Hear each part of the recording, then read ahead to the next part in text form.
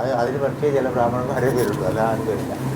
വേറൊരു മോശം last time ഞാൻ മൂകാംബി പോയി തിരിച്ചു വന്നപ്പോൾ ഇവിടെ കയറി ഉടുപ്പി കയറിയപ്പോൾ എല്ലാവരും ഇല ഇട്ടിട്ട് കഴിക്കുകയാണ്. ഒരു കുറച്ച് പേര് വന്നിട്ട് ഇല വേണ്ടാന്ന് വെച്ചിട്ട് താഴത്ത് ഭക്ഷണം വാങ്ങിച്ചിട്ട് നിലത്ത് ഫ്ലോറില് പായസവും എല്ലാം താഴത്ത് ഇത് ആക്കിയിട്ട് അവർ കഴിക്കുന്നു. എന്റെ തൊട്ടടുത്ത് നിന്ന് കഴിക്കരുത്, നമ്മളെ ഇലയിൽ കഴിക്കുമ്പോ അവര് താഴത്ത് വളർന്നു താഴത്ത് കഴിക്കുന്നത്. എന്താണെന്നറിയാം, എന്താണെന്ന് മനസ്സിലായില്ല. അത് പിന്നെ വേറെ ക്ലീൻ ചെയ്യാൻ വേറെ ആൾ വേണ്ടേ? ഇത് ഇവര് അവർക്ക് ഇല ഇടണ്ടെന്ന് പറഞ്ഞു. ഏതോ ഒരു വിഭാഗത്തിൽപ്പെട്ട ആൾക്കാർ അങ്ങനെ കഴിക്കണം. ഒരു 3-4 പേര് അവര് അങ്ങനെ കഴിച്ചുള്ളൂ, മറ്റുള്ളവരൊക്കെ ഇലയിൽ കഴിച്ചു. അതും ശരിക്കും കർമ്മത്തിന് വിരോധമാണ്. എന്താണെന്നറിയോ, സാറിന് മുമ്പിൽ ഒരു ഇല കൊണ്ടുവന്ന് ഇട്ടിട്ടുണ്ടെങ്കിൽ ആ ഒരു കർമ്മം സാറ് ചെയ്തിട്ടുണ്ട്. അതായത് ഇല വീഴാനുള്ള ഒരു കർമ്മമില്ലേ സാറ് ചെയ്തിട്ടുണ്ട്. സാറതൊരു കർമ്മം, സാറ് വേറൊരു കർമ്മം കൊണ്ട് അത് നിഷേധിക്കുക. മനസ്സിലായോ? വേറൊരു കർമ്മം കൊണ്ട് നിഷേധിക്കുമ്പോൾ എന്ത് പറ്റും? സാർ ടെമ്പററി ആയിട്ടൊന്ന് മാറ്റി വെക്കുക. ഈ ജൈനന്മാരില്ലേ, ജൈനന്മാരുടെ പ്രത്യേകത എന്താണെന്ന് വെച്ച് കഴിഞ്ഞാൽ, ജൈനന്മാരുടെ മുക്തിക്കും മോക്ഷത്തിനും വേണ്ടി ഇവർ ലാസ്റ്റ് സ്റ്റേജിൽ, അതായത് നിർവ്വാണം പ്രാപിക്കുന്നതിന് മുമ്പ് കഠിന സാധനങ്ങൾ അനുഷ്ഠിക്കും ജൈനന്മാർ. അതായത് ഇവർ ആദ്യം ഇത് എല്ലാം ഉപേക്ഷിക്കും. ഉപേക്ഷിച്ചിട്ടുണ്ടല്ലോ, വസ്ത്രം ഉപേക്ഷിച്ച്, അത് ഉപേക്ഷിച്ച്, അന്നം ഉപേക്ഷിച്ച്, എല്ലാം ഉപേക്ഷിച്ചിട്ട് അപ്പം ഇവർ ഒരു ത്യാഗം ചെയ്യുന്നുണ്ട്. ത്യാഗം ചെയ്തിട്ടാണ് ഇവർ നിർമ്മാണത്തിലോട്ടുള്ള പാതയിലോട്ട് പോകുന്നത്. പിന്നെന്ത് സംഭവിക്കുന്ന അറിയോ? പ്രകൃതിയുടെ ഒരു റൂൾ എന്താണെന്നറിയോ? സാറിന് സ്വാഭാവികമായിട്ട് കൊണ്ടുവന്ന് വരുന്ന സാറ് നിഷേധിച്ച് കഴിഞ്ഞ് കഴിഞ്ഞാൽ അത് അതിൻ്റെ ഇരട്ടിയായിട്ട് സാറിന് വീണ്ടും വരും. സാറ് ഈ ജന്മം മുഴുവൻ ഏതെങ്കിലും ഹിമാലയത്തിൽ കാട്ടിപ്പോയിരുന്ന് ഒറ്റയ്ക്കിരുന്ന് തപസ് ചെയ്ത് കഴിഞ്ഞാൽ അടുത്ത ജന്മത്തിൽ സാറിന് നല്ല ഒന്നാന്തരം സകല സുഖ സൗകര്യങ്ങൾ അനുഭവിക്കുന്ന ഒരു രാജാവായിട്ട് തിരിച്ചു വരാം. ഇങ്ങനെയാണ് പ്രകൃതി എപ്പോഴും ബാലൻസ് ചെയ്തുകൊണ്ടിരിക്കും. കാര്യം കർമ്മങ്ങളെ ന്യൂട്രലൈസ് ചെയ്യുക എന്നുള്ളതാണ് പ്രകൃതിയുടെ ധർമ്മം. അപ്പോൾ സാറ് എന്ത് ചെയ്യുന്നോ അതിൻ്റെ ഓപ്പോസിറ്റും കൂടിയാണ് അവിടെ ഉണ്ടാകുന്നത്. അപ്പോൾ സാറിൻ്റെ മുമ്പിൽ വരുന്ന എല്ലാം ഒരു കർമ്മഫലമാണ്. അപ്പോൾ അതിനെ അതേപടി സ്വീകരിക്കുക. പുണ്യവും പാപവും നോക്കാതെ, സുഖ ദുഃഖം നോക്കാതെ അത് അതേപടി സ്വീകരിക്കുക. അത് അതേപടി സ്വീകരിച്ചു കഴിഞ്ഞാൽ അതവിടെ തീർന്നു, അത് കണക്കവിടെ പൂർത്തിയാവുക. സാറ് അതിൻ്റെ പുറത്ത് ബലം പിടിച്ചാൽ, അതായത് എനിക്ക് ഇന്ന് വേണമെന്ന് ബലം പിടിച്ചാലും ശരി, എനിക്കിത് വേണ്ടാന്ന് ബലം പിടിച്ചാലും ശരി, സാറ് പിന്നെ ആ സൈക്കിള് വീണ്ടും മുന്നോട്ട് കൊണ്ടുപോവുക. ആ സാറ് തന്നെയാണ് അതാണ് നമ്മുടെ ജീവിതം ഡിസൈൻ ചെയ്ത് നമ്മളാണ്. നമ്മുടെ എല്ലാ ജന്മജന്മാന്തരങ്ങളും ഡിസൈൻ ചെയ്ത് നമ്മൾ തന്നെയാണ്. അതിനുള്ള കർമ്മം ഇപ്പോൾ ചെയ്തുകൊണ്ടിരിക്കുന്നത് മാത്രമേ ഉള്ളൂ. ബോധപൂർവം മനസ്സിലായോ, നമ്മളായിട്ട് വലിയ കോംപ്ലിക്കേഷൻസ് ഇല്ലാണ്ട് കൊണ്ടുപോയി കഴിഞ്ഞ് കഴിഞ്ഞാൽ, അതുകൊണ്ടാണ് ഈ ഭിക്ഷ എടുക്കാൻ നേരത്ത്, ബുദ്ധസന്യാസിമാരൊക്കെ ഭിക്ഷ എടുക്കാൻ നേരത്ത് അവർ കിട്ടുന്നെന്ത് സ്വീകരിക്കും. അത് ബുദ്ധൻ അവസാനം കിട്ടിയത് പന്നിയിറച്ചിയാണ്. ആ പന്നിയിറച്ചി കഴിച്ചിട്ടാണ് ബുദ്ധൻ മരിക്കുന്നത്. പക്ഷെ ബുദ്ധൻ അവിടെ നിഷേധിക്കാൻ പറ്റില്ല. പന്നിയിറച്ചി ഞാൻ കഴിക്കില്ല എന്ന് ബുദ്ധന് പറയാൻ പറ്റില്ല. കാര്യം എന്താ? എന്ത് കൊടുത്താലും കഴിക്കണം. കാര്യം അവർ അങ്ങനെയാണല്ലോ ചെയ്യുന്നത്. അപ്പോൾ അതുകൊണ്ട് നമ്മൾ ആ സ്റ്റേജിൽ എത്തിയിട്ടില്ല. എന്ത് എല്ലാം കൊടുക്കാനുള്ള ഒരു സ്റ്റേജിൽ നമുക്കെത്തില്ല. നമുക്ക് എപ്പോഴും തോന്നലാണ് നമ്മളെ പറ്റിക്കുകയാണോ ഇവൻ. പക്ഷെ അങ്ങനെ തോന്നലുള്ളിടത്തോളം കാലം നമ്മൾ അങ്ങനെ തന്നെ ജീവിക്കുന്നതാണ് നല്ലത്. അപ്പം നമുക്ക് കാശിന് ആവശ്യമുണ്ടെങ്കിൽ നമ്മുടെ കാശ് അനാവശ്യമായിട്ട് ചിലവാക്കാതിരിക്കുക. മനസ്സിലായോ?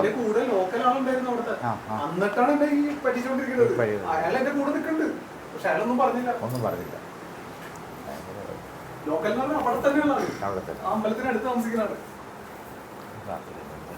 പ്രാർത്ഥിച്ചിട്ട് തുടങ്ങാം അല്ലേ?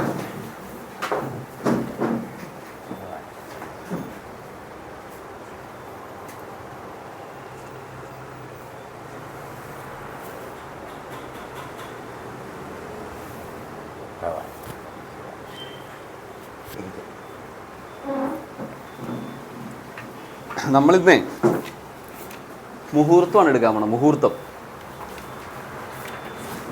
ഓക്കെ, മുഹൂർത്തം നമുക്കറിയാം, എല്ലാവരെയും സംബന്ധിച്ചിടത്തോളം മുഹൂർത്തം ഒരു ഇമ്പോർട്ടൻ്റ് ആയിട്ടുള്ളൊരു ചാപ്റ്ററാണ്. അധ്യായം 15, പേജ് നമ്പർ 85. പലപ്പോഴും ആളുകൾ വരുമ്പോൾ ചോദിക്കുന്ന ഒരു ചോദ്യമാണ് മുഹൂർത്തം നിർണ്ണയിച്ചു കൊടുക്കാൻ വേണ്ടി.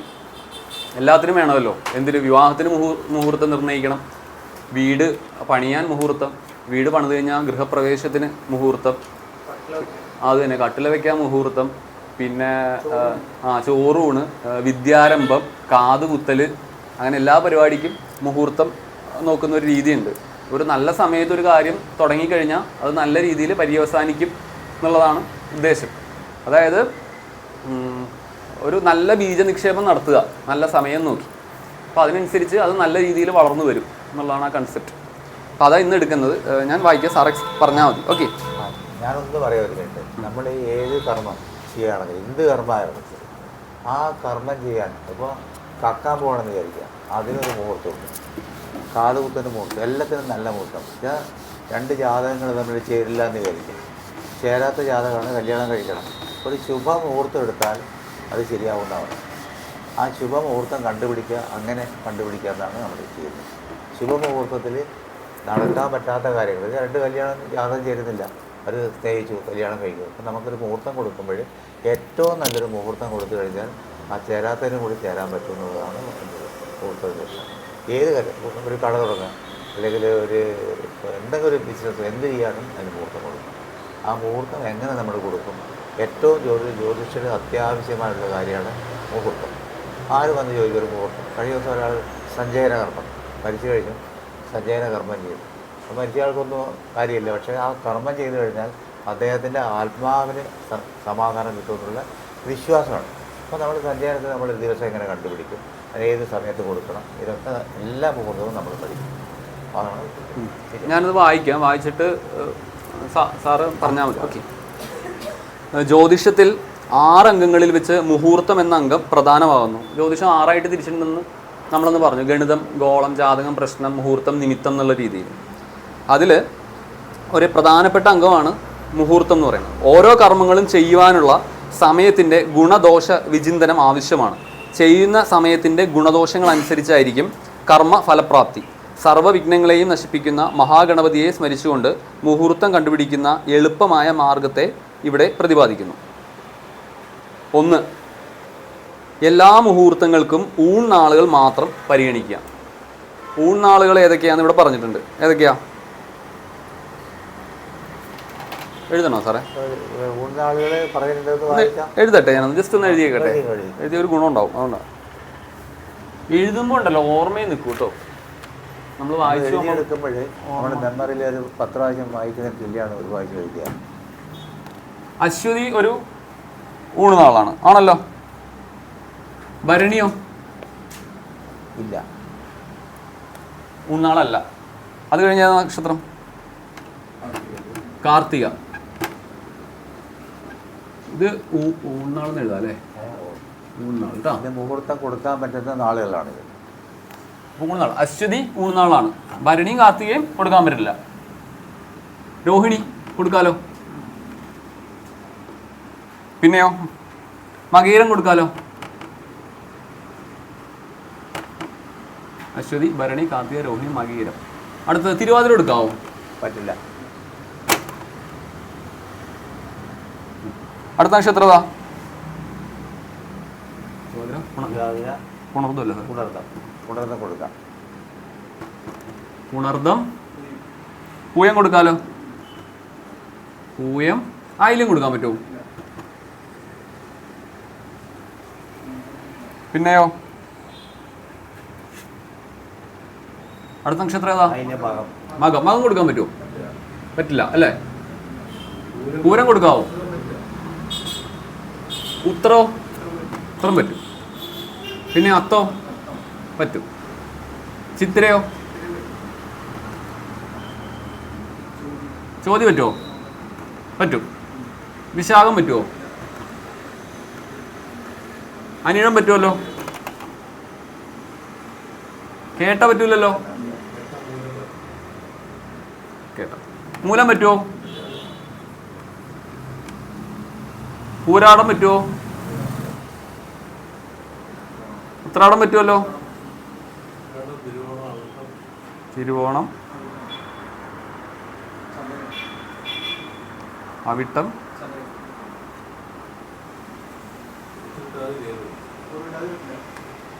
ചതയം. പൂരിട്ടാതി പറ്റുമോ? പൂരിട്ടാതി പറ്റില്ല. ഉത്രട്ടാതി പറ്റും. ഉത്രട്ടാതി പറ്റും.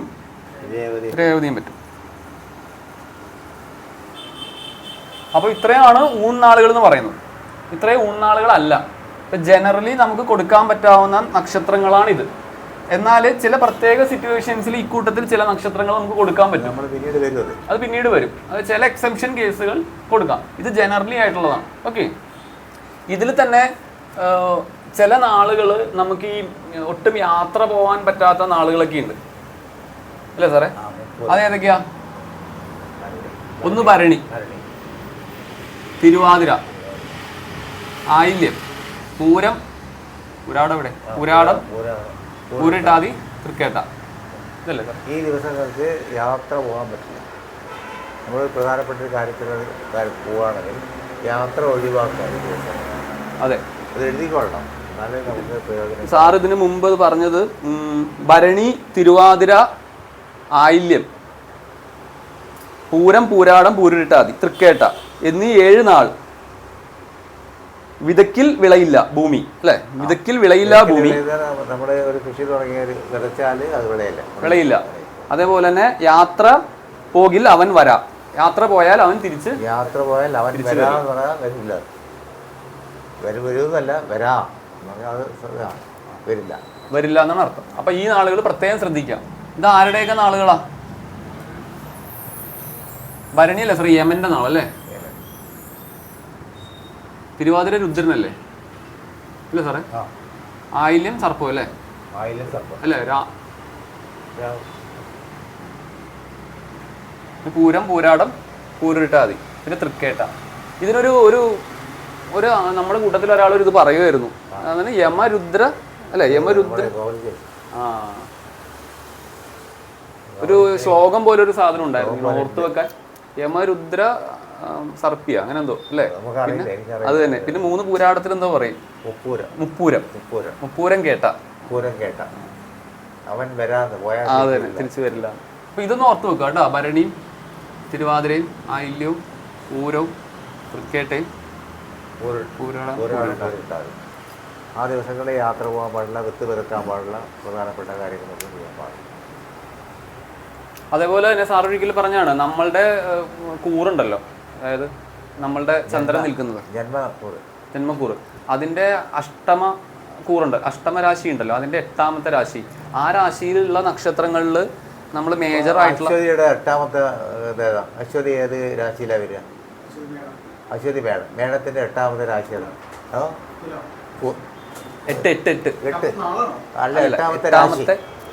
എട്ടാമത്തെ രാശി. മേടത്തിന്റെ 8ാമത്തെ രാശി വൃശ്ചികം. പക്ഷേ ഈ മേടത്തിന്റെ 8ാമത്തെ രാശിയിൽ വരുന്ന നക്ഷത്രങ്ങളും 8ാമത്തെ രാശിയും നമ്മൾ പൊതുവെ എടുക്കില്ല. അഷ്ടമരാശിക്കൂർ അതിൽ വരുന്ന നാളുകൾ എടുക്കില്ല. അത് 3 നാളാണെങ്കിലും എടുക്കില്ല.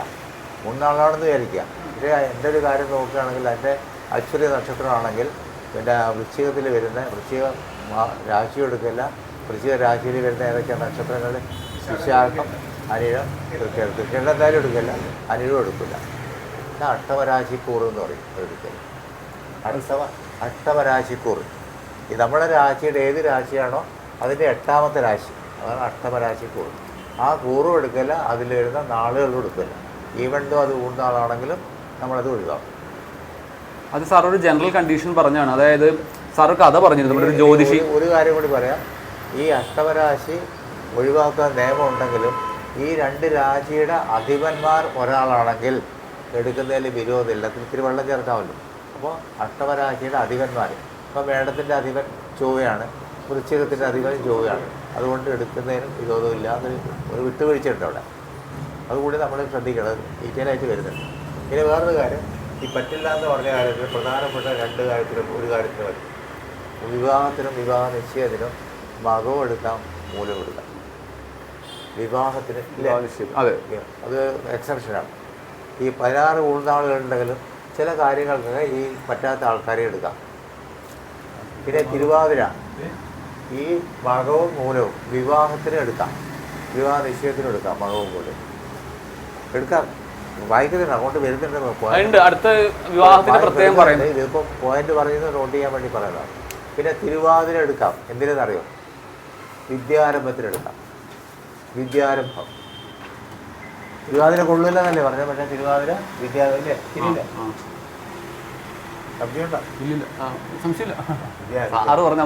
അങ്ങനെ തെറ്റ് ആർക്കും എത്തൂല. എനിക്കിതിനെ കുറിച്ച് അധികം ഇല്ല. തിരുവാതിര വിദ്യാരംഭത്തിനെടുക്കാം. പിന്നെ മകവും മൂലവും വിവാഹ സംബന്ധമായ നിശ്ചയത്തിനും വിവാഹത്തിനും മകവും മൂലവും എടുക്കാം. ഇതൊക്കെ വരുന്നുണ്ട്. ആ പോയിന്റ് ഇത് പറഞ്ഞതായിട്ട് ആദ്യം തന്നെ പറഞ്ഞാൽ അപ്പം 2 രാശിയുടെ അധിപന്മാർ ഒരാളാണെങ്കിൽ അഷ്ടമരാശി നമ്മൾ പരിഗണിക്കേണ്ടെന്ന്. അപ്പം തുലാം ആണ്. തുലാത്തിൻ്റെ 8ാമത്തെ രാശി ഏതാണ്? ഇടവം. അപ്പോൾ തുലാത്തിൻ്റെയും ഇടവത്തിൻ്റെയും അധിപൻ ശുക്രനായതുകൊണ്ട് അതെടുക്കാം. അഷ്ടമരാശിയുടെ ദോഷമില്ല. 2 വീട്ടിൻ്റെ ഉടമ ഒരാളാണെങ്കിൽ എടുക്കാം. സാറ് പണ്ടൊരു കഥ പറഞ്ഞിരുന്നു, ഏതൊരു നമ്മുടെ ആസ്ട്രോളജറാണ്, പേര് പറയുന്നില്ല, അദ്ദേഹം സുഖമില്ലാത്തൊരവസ്ഥയിൽ ഹോസ്പിറ്റലിൽ കൊണ്ടുപോകുന്ന കാര്യം പറഞ്ഞപ്പോൾ പേര് പറയാത്ത വീഡിയോ റെക്കോർഡ് ചെയ്യണമുണ്ട്. അപ്പം മകൻ കൊണ്ടുപോകാൻ തീരുമാനിച്ചു ഒരു പർട്ടിക്കുലർ ദിവസം. അപ്പം ഇദ്ദേഹം ആസ്ട്രോളജറാണ്. അപ്പം ഇദ്ദേഹത്തിന് അറിയാം അന്ന് അഷ്ടമ രാശിയിലെ നക്ഷത്രമാണ്.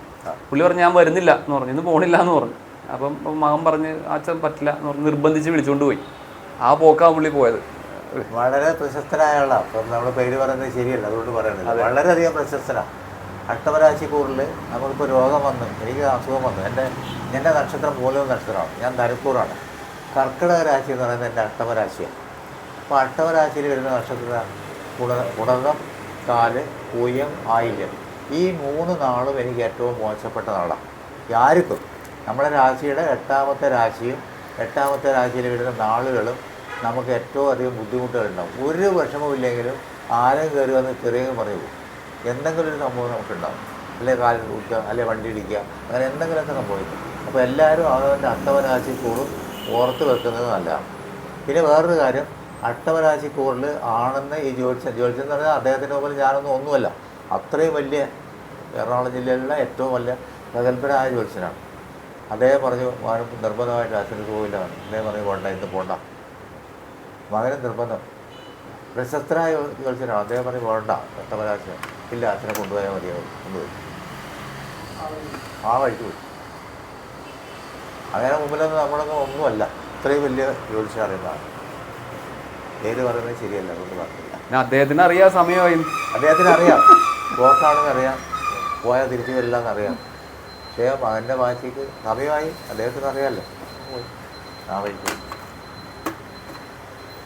ഓക്കെ, അപ്പോൾ ഇതാണ് ഊൺനാളുകൾ. ഇത് ജനറലി നമ്മൾ ഓർത്ത് വെക്കുക. ഊൺനാളുകൾ ഓർക്കാൻ പറ്റിയില്ലെങ്കിലും ഈ നാളുകൾ, എടുക്കാൻ പറ്റാത്ത നാളുകൾ ഓർത്ത് വെക്കുക.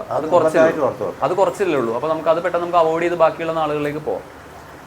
പിന്നെ വേറൊരു കാര്യം, എല്ലാം ഒത്തിട്ടൊരു മുഹൂർത്തം കൊടുക്കാൻ പറ്റില്ല. അതും പറഞ്ഞേക്കാം.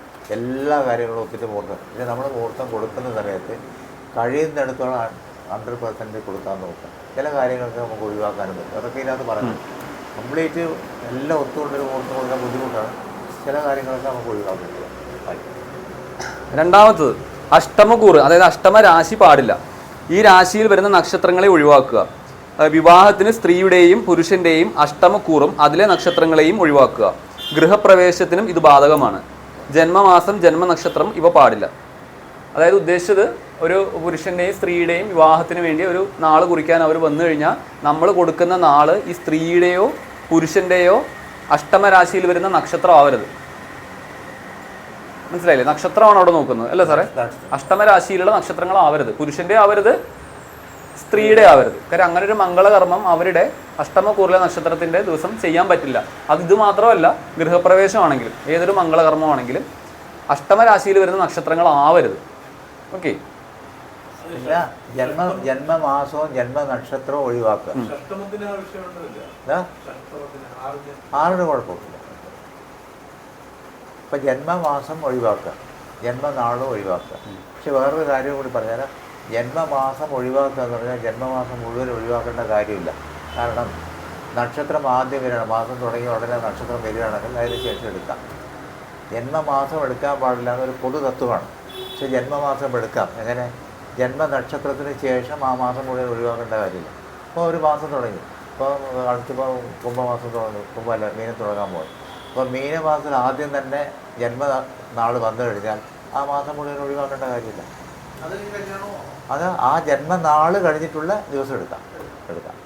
അത് ആ ടെക്സ്റ്റിൽ മാർക്ക് ചെയ്ത് വെച്ചു. ഞങ്ങളന്ന് എഴുതി വെച്ചിട്ടുണ്ടായിരുന്നു. അതായത് ജന്മ നക്ഷത്രം കഴിഞ്ഞുള്ള ജന്മമാസം എടുക്കാം.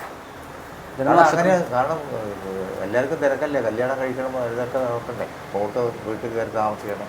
അപ്പോൾ നമ്മൾ ആ മാസം ടോട്ടലി ഒഴിവാക്കേണ്ട കാര്യമില്ല. ജന്മനാൾ കഴിഞ്ഞിട്ടുള്ള ദിവസങ്ങൾ പരിഗണിക്കാം. അത് കേട്ടോ, എഴുതുന്നില്ല? എഴുതണം.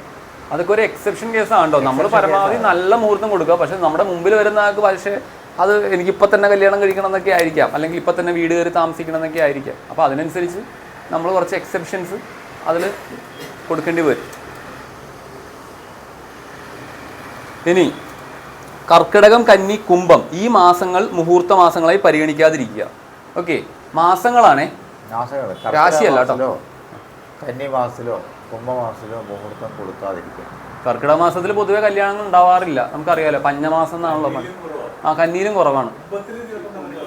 കുംഭത്തിൽ എനിക്ക് തോന്നുന്നു കുംഭം പൊതുവെ ഒരു കല്ല് ശരിയാണ്, അതൊരു സ്ഥിരരാശി ആയതുകൊണ്ട് വാസ്തുപുരുഷൻ ഉണരുന്നത് കുംഭമാസത്തിൽ ഉണരുന്നത് കൊണ്ടൊക്കെയാണ് കുംഭത്തിൽ കല്ലൊക്കെ ഇടുന്നത്. പക്ഷെ എനിക്ക് തോന്നുന്നു പൊതുവെ ഒരു വരൾച്ചയുടെ മാസമാണെന്ന് തോന്നുന്നു. കുംഭത്തിനെ പ്രതിനിധീകരിക്കുന്നുണ്ടല്ലോ, ഒരു ഒഴിഞ്ഞ കുടവും പിടിച്ചുകൊണ്ടാണ് നിൽക്കുന്നത്. അതുകൊണ്ടൊക്കെ ആയിരിക്കണം. പണ്ട് കൃഷിയെ ഡിപ്പെൻഡ് ചെയ്തുകൊണ്ടാണല്ലോ എല്ലാ കാര്യങ്ങളും ചെയ്യുന്നത്. അതുകൊണ്ടായിരിക്കും കർക്കിടകവും കന്നിയും. പക്ഷേ ഒരു കാര്യം പറയാം, ഈ കുംഭമാസം സ്ഥിരരാശിയാണ്. അപ്പം ഇടവം, പിന്നെ ചിങ്ങം, വൃശ്ചികം, കുംഭം 4 സ്ഥിരരാശിയാണ്. ഈ വീടിന് കല്ലിടാൻ വേണ്ടിയിട്ട് കുംഭമാസത്തിൽ പഴയ ജ്യോത്സ്യന്മാരൊന്നും കൊടുക്കില്ല. പക്ഷേ ഞാൻ കൊടുക്കാറുണ്ട്, പെട്ടെന്ന് പണിയൊന്നും തരാം. കാരണം കുംഭം സ്ഥിരരാശിയാണ്. പക്ഷേ സാധാരണ പഴയ ആചാര്യന്മാരുള്ള ജ്യോത്സ്യന്മാരൊന്നും കൊടുക്കില്ല. കുംഭമാസം ഒന്നിനും എടുക്കില്ല. കുംഭത്തിന് ഒന്നിനും പറ്റില്ല എന്നും ഇടവത്തിന് എന്തും ആവാമെന്നൊരു നിയമമുണ്ട് ഇല്ലേ? കുംഭത്തിന് ഒന്നും പറ്റില്ലെങ്കിലും ഇടവത്തിന് എന്തും ആവാമെന്നൊരു നിയമമുണ്ട്. പക്ഷേ ഞാൻ ആ നിയമത്തിന് വിരുദ്ധമായിട്ട് കുംഭത്തിന് കല്ലിടാൻ കൊടുക്കാറുണ്ട്. കല്ലിട്ട് 6 മാസം കൊണ്ട് വീട് തീർക്കത്തു അനുഭവമുണ്ട്. അത് നമ്മുടെ യുക്തിയാണ്. നമ്മളിതൊക്കെ പഠിച്ചു കഴിഞ്ഞാൽ നമുക്കൊരു യുക്തിയില്ലേ, നമുക്കൊരു ദൈവാധീനമില്ല, അങ്ങനെ കൊടുക്കും. കല്യാണം നടന്നാൽ ഇന്നത്തെ കാലം കല്യാണം നടന്ന നെഗറ്റീവേ ഉള്ളൂ. പിന്നെ പണ്ടത്തെ മാതിരിയല്ല. പണ്ട് കല്യാണം കഴിഞ്ഞാൽ വലിയ കുഴപ്പമില്ല, അഡ്ജസ്റ്റ് ചെയ്ത് അങ്ങനെ പോകും. നെഗറ്റീവ് എന്ന് പറഞ്ഞാൽ ഇവർ വിട്ടു നിൽക്കേണ്ട അവസ്ഥ വരിക, ഡൈവേഴ്സിലേക്ക് പോവാം. അല്ലെങ്കിൽ രോഗാവസ്ഥ വരിക, രോഗം വന്നിട്ട് ഒന്നിച്ച് ഒരു ബെഡിൽ കിടന്നുറങ്ങാൻ പറ്റാത്തൊരവസ്ഥ വരിക. പിന്നെ തമ്മിൽ അഭിപ്രായ വ്യത്യാസം കൊണ്ട് സന്ധ്യയായി കഴിഞ്ഞാൽ വായു ചുരുട്ടി ഭർത്താവ് പുറത്ത് വരാതെ പോയി കിടക്കുക, അങ്ങനെയൊക്കെ. അല്ലെങ്കിൽ ഒരാൾക്ക് ജീവഹാനി സംഭവിക്കുക, അകൽച്ച, അത് പല വിധത്തിൽ അകൽച്ചയാവും.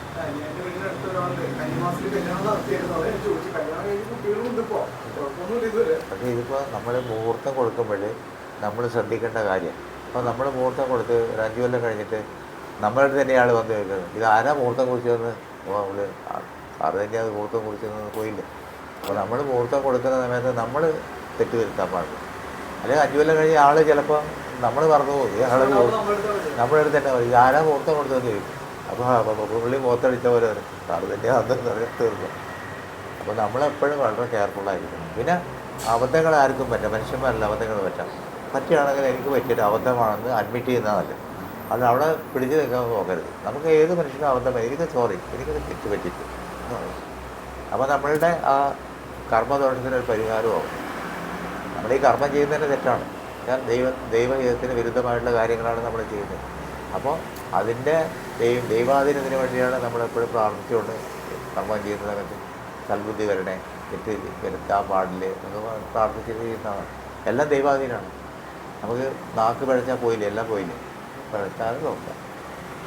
സാർ എല്ലാ കാലത്തും എല്ലാം ചെയ്യാം. പിന്നെ നമ്മളെന്ന് പറഞ്ഞാൽ നമുക്ക് ചോയ്സ് ഉണ്ടെങ്കിലേ, നമുക്ക് ഓപ്ഷൻ ഉണ്ടെങ്കിൽ നമുക്ക് ബെറ്റർ ആയിട്ടുള്ളത് തിരഞ്ഞെടുക്കാമല്ലോ. നമ്മുടെ മുമ്പിൽ 2 ഓപ്ഷൻ ഉണ്ടെങ്കിൽ അതിൽ കുറച്ചും കൂടി ബെറ്റർ ആയിട്ടുള്ളത് നമുക്ക് തിരഞ്ഞെടുക്കാം. ഒരു നല്ല സമയത്ത് നല്ല കാര്യം ചെയ്യുക എന്നുള്ളതേ. ഇപ്പം ഈ പറഞ്ഞ പോലെ ഇപ്പോൾ സാറിന് കർക്കിടകത്തിൽ സാറിന് വീടിന് കല്ലിടണം എന്ന് തോന്നിക്കഴിഞ്ഞാൽ സാറിന് കല്ലിടാം. പക്ഷെ അതിൻ്റേതായിട്ട് ചിലപ്പോൾ മഴയുണ്ടാവും, വെള്ളം കെട്ടി നിൽക്കും, വാനം വെട്ടാൻ പറ്റൂല, അങ്ങനെ കുറേ ബുദ്ധിമുട്ടുകളുണ്ട്. അതിനെ നമ്മൾ തരണം ചെയ്യൂലേ. നമ്മൾ തരണം ചെയ്ത് നമ്മൾ ചിലപ്പോൾ ആ മാസം കഴിയുമ്പോഴായിരിക്കും ചെയ്യുന്നത്. കുറച്ച് ബുദ്ധിമുട്ടുകളൊക്കെ നമുക്ക് ഉണ്ടാകും. അപ്പോൾ ഒന്നിനും വിഘാതമല്ല. പക്ഷെ അതേസമയം സാറ് ഈ പറഞ്ഞ കല്ലിടുന്നത് ഈ പറഞ്ഞ കുംഭത്തിലോ അങ്ങനെ ഏതെങ്കിലും മഴയില്ലാത്ത മാസമാണെങ്കിൽ കുറച്ചും കൂടി ഈസി ആയിട്ട് മൂവ്മെൻറ്റ് നടക്കും. നമുക്ക് സമയമുണ്ടെങ്കിൽ, അതായത് എനിക്ക് ഈ മാസം കല്ലിടാനും ആ 10 മാസം കഴിഞ്ഞ് കല്ലിടാനും എനിക്ക് സമയവും ധനവും ഉണ്ടെങ്കിൽ നല്ലതിൽ എനിക്ക് തിരഞ്ഞെടുത്താൽ പോരെ. അപ്പം ഞാൻ നല്ലത് തിരഞ്ഞെടുക്കും. പിന്നെ വേറൊരു കാര്യം, ഇതിൽ വിശ്വാസമുള്ളവർക്ക് ഇത് ബാധിക്കുള്ളൂ. വിശ്വാസമില്ലാത്ത ഒരാൾക്ക് ഇതൊന്നും ബാധിക്കില്ല. ഇപ്പോൾ കല്ലെടുത്ത് കുംഭത്തിലോ കന്നിയിലോ മീനത്തിലോ 4 കോൺട്രാശിയിലൊന്നും ചെയ്യില്ല, കല്ലിടൊന്നും ചെയ്യില്ല. അപ്പോൾ അത് ചെയ്ത് കഴിഞ്ഞാൽ എന്താ കുഴപ്പമെന്ന് ചോദിച്ചാൽ ഒരു കുഴപ്പമില്ല. വിശ്വാസമുള്ളവർ പറയും അതിൽ ആ ഭാഗത്തിലിട്ടത് കൊണ്ടാണ് ഈ ദോഷം പറ്റിയത്. അവരറിയുന്നില്ല, ചിന്തിക്കുന്നില്ല. ബലം നമ്മുടെ മനസ്സിന് നല്ല ബലം ഉണ്ടെങ്കിൽ ഇതൊന്നും ബാധിക്കില്ല. ഒന്നും പറയാം. ബാധിച്ചാലും നമ്മളെ എഫക്റ്റ് ചെയ്യില്ല. നമ്മൾ തള്ളിക്കളയും, അത് നമ്മളെ അനുഭവിക്കട്ടെ, അത്രേ ഉള്ളൂ. എല്ലാം വിശ്വാസമാണ്. നമ്മൾ ഇത് ചെയ്യുന്ന സമയത്ത് വിശ്വാസത്തിനനുസരിച്ച് ചെയ്തോളൂ, അല്ലെങ്കിൽ ആയിരിക്കുന്നൊരു കുറ്റബോധം വരും, അത് വിഷമാവും. മറ്റൊരിതൊന്നും ചിന്തിക്കുന്നില്ല, അറിയുന്നില്ല ഒന്നും. എന്തായാലും പ്രകൃതിക്ക് അതിൻ്റെതായ രീതിയുണ്ട്, നമുക്കറിയാലോ. കാലാവസ്ഥയിൽ മനസ്സിലായില്ലേ, പ്രകൃതിക്കൊരു കൃത്യമായൊരു രീതിയുണ്ട്. അപ്പോൾ ആ രീതിക്ക് അനുസരിച്ചാണ് ഇത് പലതും ഡിസൈൻ ചെയ്തേക്കുന്നത്. അതായത് ഈ പറഞ്ഞ കല്ലിടാനൊരു മാസം, അങ്ങനെ സമയമൊക്കെ 4 വസന്ത ഹേമന്തപ്പെട്ടതില്ലേ 4 കാലങ്ങളിലെ ഹേമന്തം വസന്തം. 4 6 ഋതുക്കളുണ്ടല്ലോ. ഋതുക്കള് 6 ഉണ്ടാവും. 6 മറ്റുള്ളവർക്ക് 4 ഉണ്ടാവുള്ളൂ. പക്ഷെ മറ്റുള്ളവരുടെ അടുത്ത് ഈ കാലത്തിനെ കുറിച്ച് അവരധികം റിസർച്ച് ചെയ്യുന്നില്ല. നമുക്ക് 6 എണ്ണം ഉണ്ട്. അതുകൊണ്ടാണ് ഈ 12 രാശി 12 മാസത്തിൻ്റെയൊക്കെ കണക്ക് വരുന്നത്. കാര്യം ഒരു ഋതു മാറുന്നത് 2 മാസം കൊണ്ടാണ്. ഒരു പീക്കാണ്, ഇങ്ങനെ പോയിട്ട് ഇങ്ങനെ വരും. മനസ്സിലായില്ലേ? അപ്പോൾ അതാണ് ഞാൻ അതിനെ എളുപ്പത്തിൽ പഠിക്കാൻ ശിവഗ്രി വർഷഹേ എന്നും പറഞ്ഞ് ഞാൻ മനസ്സിൽ പഠിച്ചു വെച്ചേക്കണത്.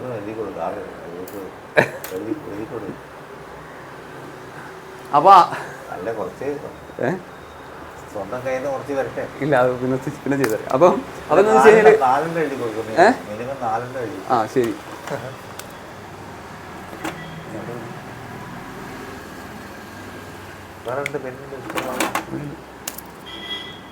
ക്ഷാമവുമില്ല.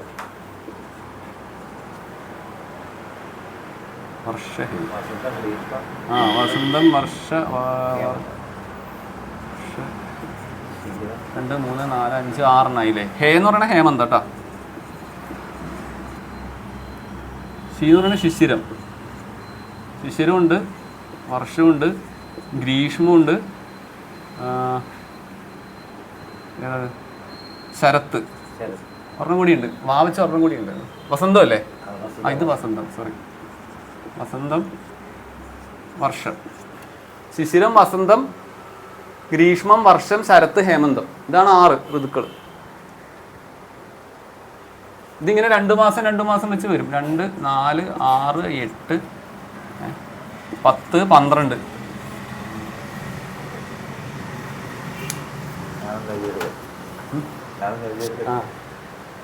അപ്പം അങ്ങനെയാണ് അതിൻ്റെ ഒരു ഡിസൈനിങ് പോകുന്നത്. അപ്പം ഇതറിയാവുന്ന ആളുകൾ എന്ത് ചെയ്തു? അറിയാവുന്ന ആളുകൾ അതിനനുസരിച്ച് ഓരോന്നിനും ഓരോ കാലം നിശ്ചയിച്ചു.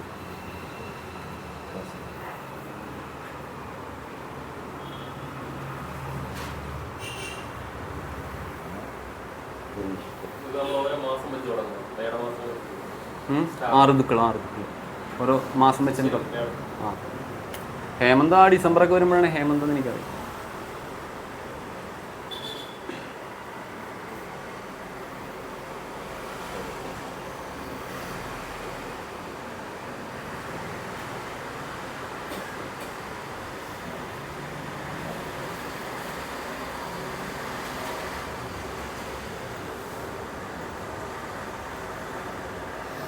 അപ്പോൾ ശിശിരം തുടങ്ങുന്നത് മേട ഉണ്ടാവില്ല.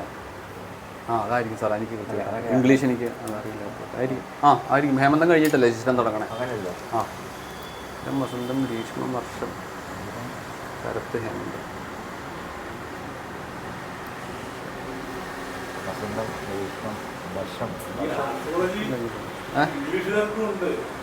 ഉണ്ട്. ഇംഗ്ലീഷുകാർക്കല്ല, ശരിക്കും ഗ്രീക്കുകാർക്കാണ് ആസ്ട്രോളജി ഉള്ളത്. യവനന്മാർക്കാണ് ആസ്ട്രോളജി ഉള്ളത്. യവനന്മാരാണ്, ഇംഗ്ലീഷുകാരല്ല. ഇംഗ്ലീഷുകാരെന്ന് അല്ല.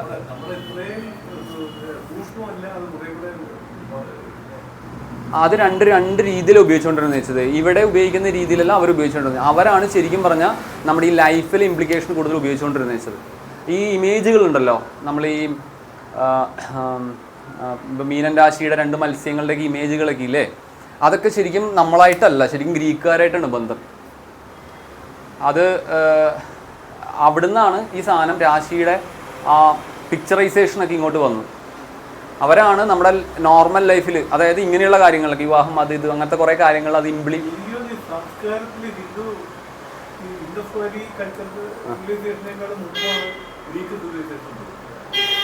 ഇത് സിവിലൈസേഷൻ്റെ അല്ല പ്രശ്നം. മനുഷ്യൻ എവിടെയാണെങ്കിലും, നമ്മൾ ഗ്രീക്കിലാണെങ്കിലും ഇന്ത്യയിലാണെങ്കിലും എവിടെയാണെങ്കിലും മനുഷ്യരാശിക്ക് മൊത്തം ഒരു ആർക്കിടൈപ്പുകളുണ്ട്. ആ ആർക്കിടൈപ്പുകളിലൂടെയാണ് നമ്മൾ എവോൾവ് ചെയ്ത് വന്നേക്കണേ. അതുകൊണ്ട് ഞാൻ ഇവിടെ ജനിച്ചാലും ഞാൻ ഗ്രീക്കിൽ ജനിച്ചാലും എൻ്റെ കോമൺ ആയിട്ടുള്ള ദൈവസങ്കല്പങ്ങളൊക്കെ ഏകദേശം ഒരുപോലെ ഉണ്ടാവും. അതായത് ഇവിടെ നമുക്ക് തൃശൂലം പിടിച്ചിരിക്കുന്ന ഒരു ആളെ കാണാം, നമ്മൾ ഗ്രീസിൽ പോയാലും തൃശൂലം പിടിച്ചിരിക്കുന്ന ഒരാളെ കാണാം. അപ്പോൾ ചിലർ പറയുന്നത് അവിടുന്ന് ഇങ്ങോട്ട് വന്നതാണ് അല്ലെങ്കിൽ ഇവിടുന്ന് അങ്ങോട്ട് പോയതാണെന്നാണ്. ഇത് ഇവിടുന്ന് അങ്ങോട്ടും അവിടുന്ന് ഇങ്ങോട്ടും വന്നൊന്നല്ല. മനുഷ്യൻ്റെ പൊതുവായ അവൻ്റെ സബ് കോൺഷ്യസിലുള്ള കുറേ ആർക്കിടൈപ്പുകളുടെ ഡെവലപ്മെൻറ്റാണിത്, മനുഷ്യരാശിയുടെ. അതായത് നമ്മളിങ്ങനെ എവോൾവ് ചെയ്ത് വന്നതാണല്ലോ. നമ്മൾ എന്താ പറയുക, ഒന്നുമില്ലായ്മയിൽ നിന്നാണല്ലോ ഇങ്ങനെ എവോൾവ് ചെയ്ത് വരുന്നത്.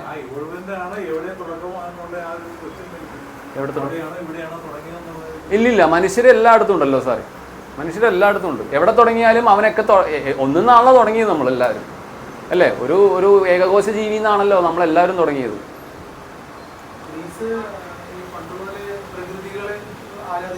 ആരാധിക്കുന്നവരാ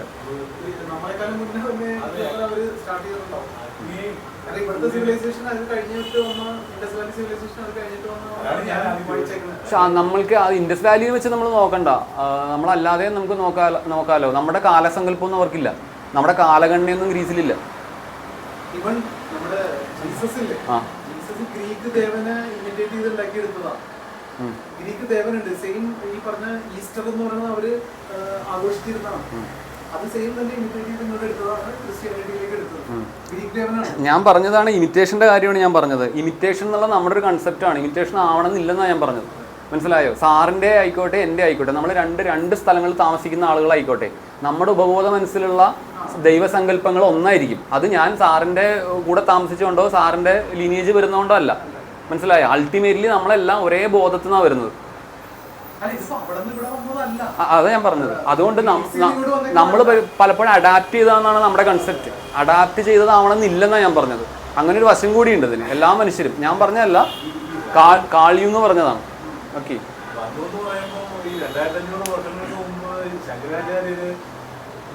കേദാർനാഥിലൊക്കെ പോയി എന്ന് പറയുമ്പോൾ, വിമാനത്തിൽ പോയി എന്ന് പറയുമ്പോൾ അത് വണ്ടിയില്ല, ട്രെയിനില്ല, പിന്നെ ചെന്നു എന്നുള്ള ഒരു എന്താ പറയുക, എങ്ങനെ കൽപ്പിക്കാൻ പറ്റും? നടന്നു പോയോ? എങ്ങനെ പോയി? സാർ, ഈ നടന്നു പോകാനുള്ള മാർഗം മാത്രമേ നമുക്കറിയുള്ളൂ. അതുകൊണ്ടാണ്. മനസ്സിലായോ? ഞാൻ പറയട്ടെ, ഈ കണികാജ്ഞാനവും അല്ലെങ്കിൽ പദാർത്ഥ വിജ്ഞാനവും ഒക്കെ അറിയാവുന്നവർക്ക് നമ്മുടെ ഈ ബോഡി പോലും മാറ്റാൻ പറ്റും. ഇന്നും മോഡേൺ സയൻസ് ഈ പറയുന്ന പോലെ ടെലിപോർട്ടിംഗ് ഒക്കെ ചെയ്യുന്നുണ്ട്. അവർ ചെറിയൊരു ഒബ്ജക്റ്റ് ആണെന്ന് മാത്രമേ ഉള്ളൂ. ചെറിയ ഒബ്ജക്റ്റുകൾ അവർ ടെലിപോർട്ട് ചെയ്യുന്നുണ്ട്, ഒരു സ്ഥലത്ത് നിന്ന് മറ്റൊരു സ്ഥലത്തോട്ട് എത്തിക്കുന്നുണ്ട്. അല്ല, വിശ്വാസം നടന്ന കാര്യം. ഇപ്പോൾ ബദ്രീനാഥ് ക്ഷേത്രം അതെങ്ങനെ ഇത് ഉണ്ടാക്കിയത് നമുക്ക് പറ്റുമോ? ഇവിടെ ക്രെയിനും മറ്റേ വെച്ചിട്ട് നമുക്ക് പറ്റുന്നില്ല. തമിഴ്നാട്ടിൽ ഇതില്ലേ മൂകാംബയോടെ പോകുന്നത് ആ അമ്പലമില്ലേ ശിവൻ്റെ, അതാരുണ്ടാക്കി, എങ്ങനെ ഉണ്ടാക്കിയെന്ന് പറയുന്നത് നമുക്ക് പറയാം. പിന്നെ ഹനുമാൻ ഇവിടെ സീതേനെ കാണാൻ പറന്നു പോയി എന്നാണ് പറഞ്ഞത്. അന്ന് റൈറ്റ് സഹോദരന്മാർ പ്ലെയിന് കണ്ടുപിടിക്കുന്നതിന് മുമ്പിൽ ഈ ഉണ്ടായിരുന്നു. ഇല്ലേ? ഉണ്ടായിരുന്നില്ലേ പുഷ്പവിമാനം? അപ്പോൾ ഇല്ലാന്ന് നമുക്ക് പറയാം. നമുക്ക് അറിയുന്നതിനേക്കാളും ബുദ്ധിയുള്ളയും കഴിവുള്ളയും ആൾക്കാർ ജീവിച്ച ലോകമാണിത്. നമ്മളതിന് മുമ്പിൽ ഒന്നും അല്ലാന്നാണ് എൻ്റെ അഭിപ്രായം. ഇതൊക്കെ എങ്ങനെയായിരുന്നു ഈ കല്ലൊക്കെ അതിൻ്റെ പേരെ കൊണ്ടൊക്കെ ആയിട്ട് കാര്യം നമുക്കൊന്നും ചിന്തിക്കാൻ തന്നെ പറ്റും. രാമസേതു ബെസ്റ്റ് എക്സാമ്പിൾ അല്ലേ? അത് കഴിഞ്ഞ ഗവൺമെന്റ്, മറ്റേ യു പി ഗവൺമെന്റ് ഉണ്ടായിരുന്ന സമയത്ത് അത് പൊളിക്കാൻ നോക്കിയിട്ട് പറ്റില്ല. ട്രെയിൻ പുറത്തുനിന്ന് കൊണ്ടുവന്നിട്ട് അവര് മറ്റേ ഇത് ഡ്രഡ്ജ് ചെയ്ത് കളയാൻ നോക്കിയത് പറ്റിയില്ല. അത് അതിനെതിരെ സമരം ചെയ്തു തമിഴ്നാട്ടില്. രാമസേതു പൊളിക്കാൻ പോയിട്ട് അതിനെതിരെ സമരം ചെയ്തായിരുന്നു. നമ്മൾ വിചാരിക്കുന്ന മാതിരിയല്ല, അതിനേക്കാളും ഒരുപാട് കഴിവുള്ള ആൾക്കാർ ജീവിച്ച സമയമാണ്.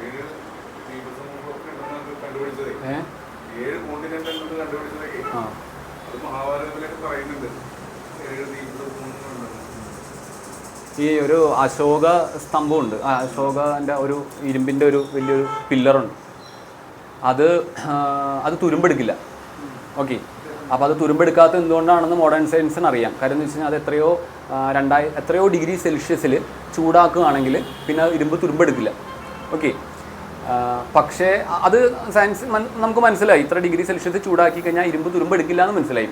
പക്ഷേ അന്നത്തെ കാലത്ത് ഇത്രയും ഡിഗ്രി സെൽഷ്യസിൽ ഇത് എങ്ങനെ ചൂടാക്കിയെന്നറിയില്ല. കാര്യം അത്രയും ഡിഗ്രി സെൽഷ്യസിൽ ചൂടാക്കാൻ ഇപ്പോഴും പറ്റുന്നില്ല.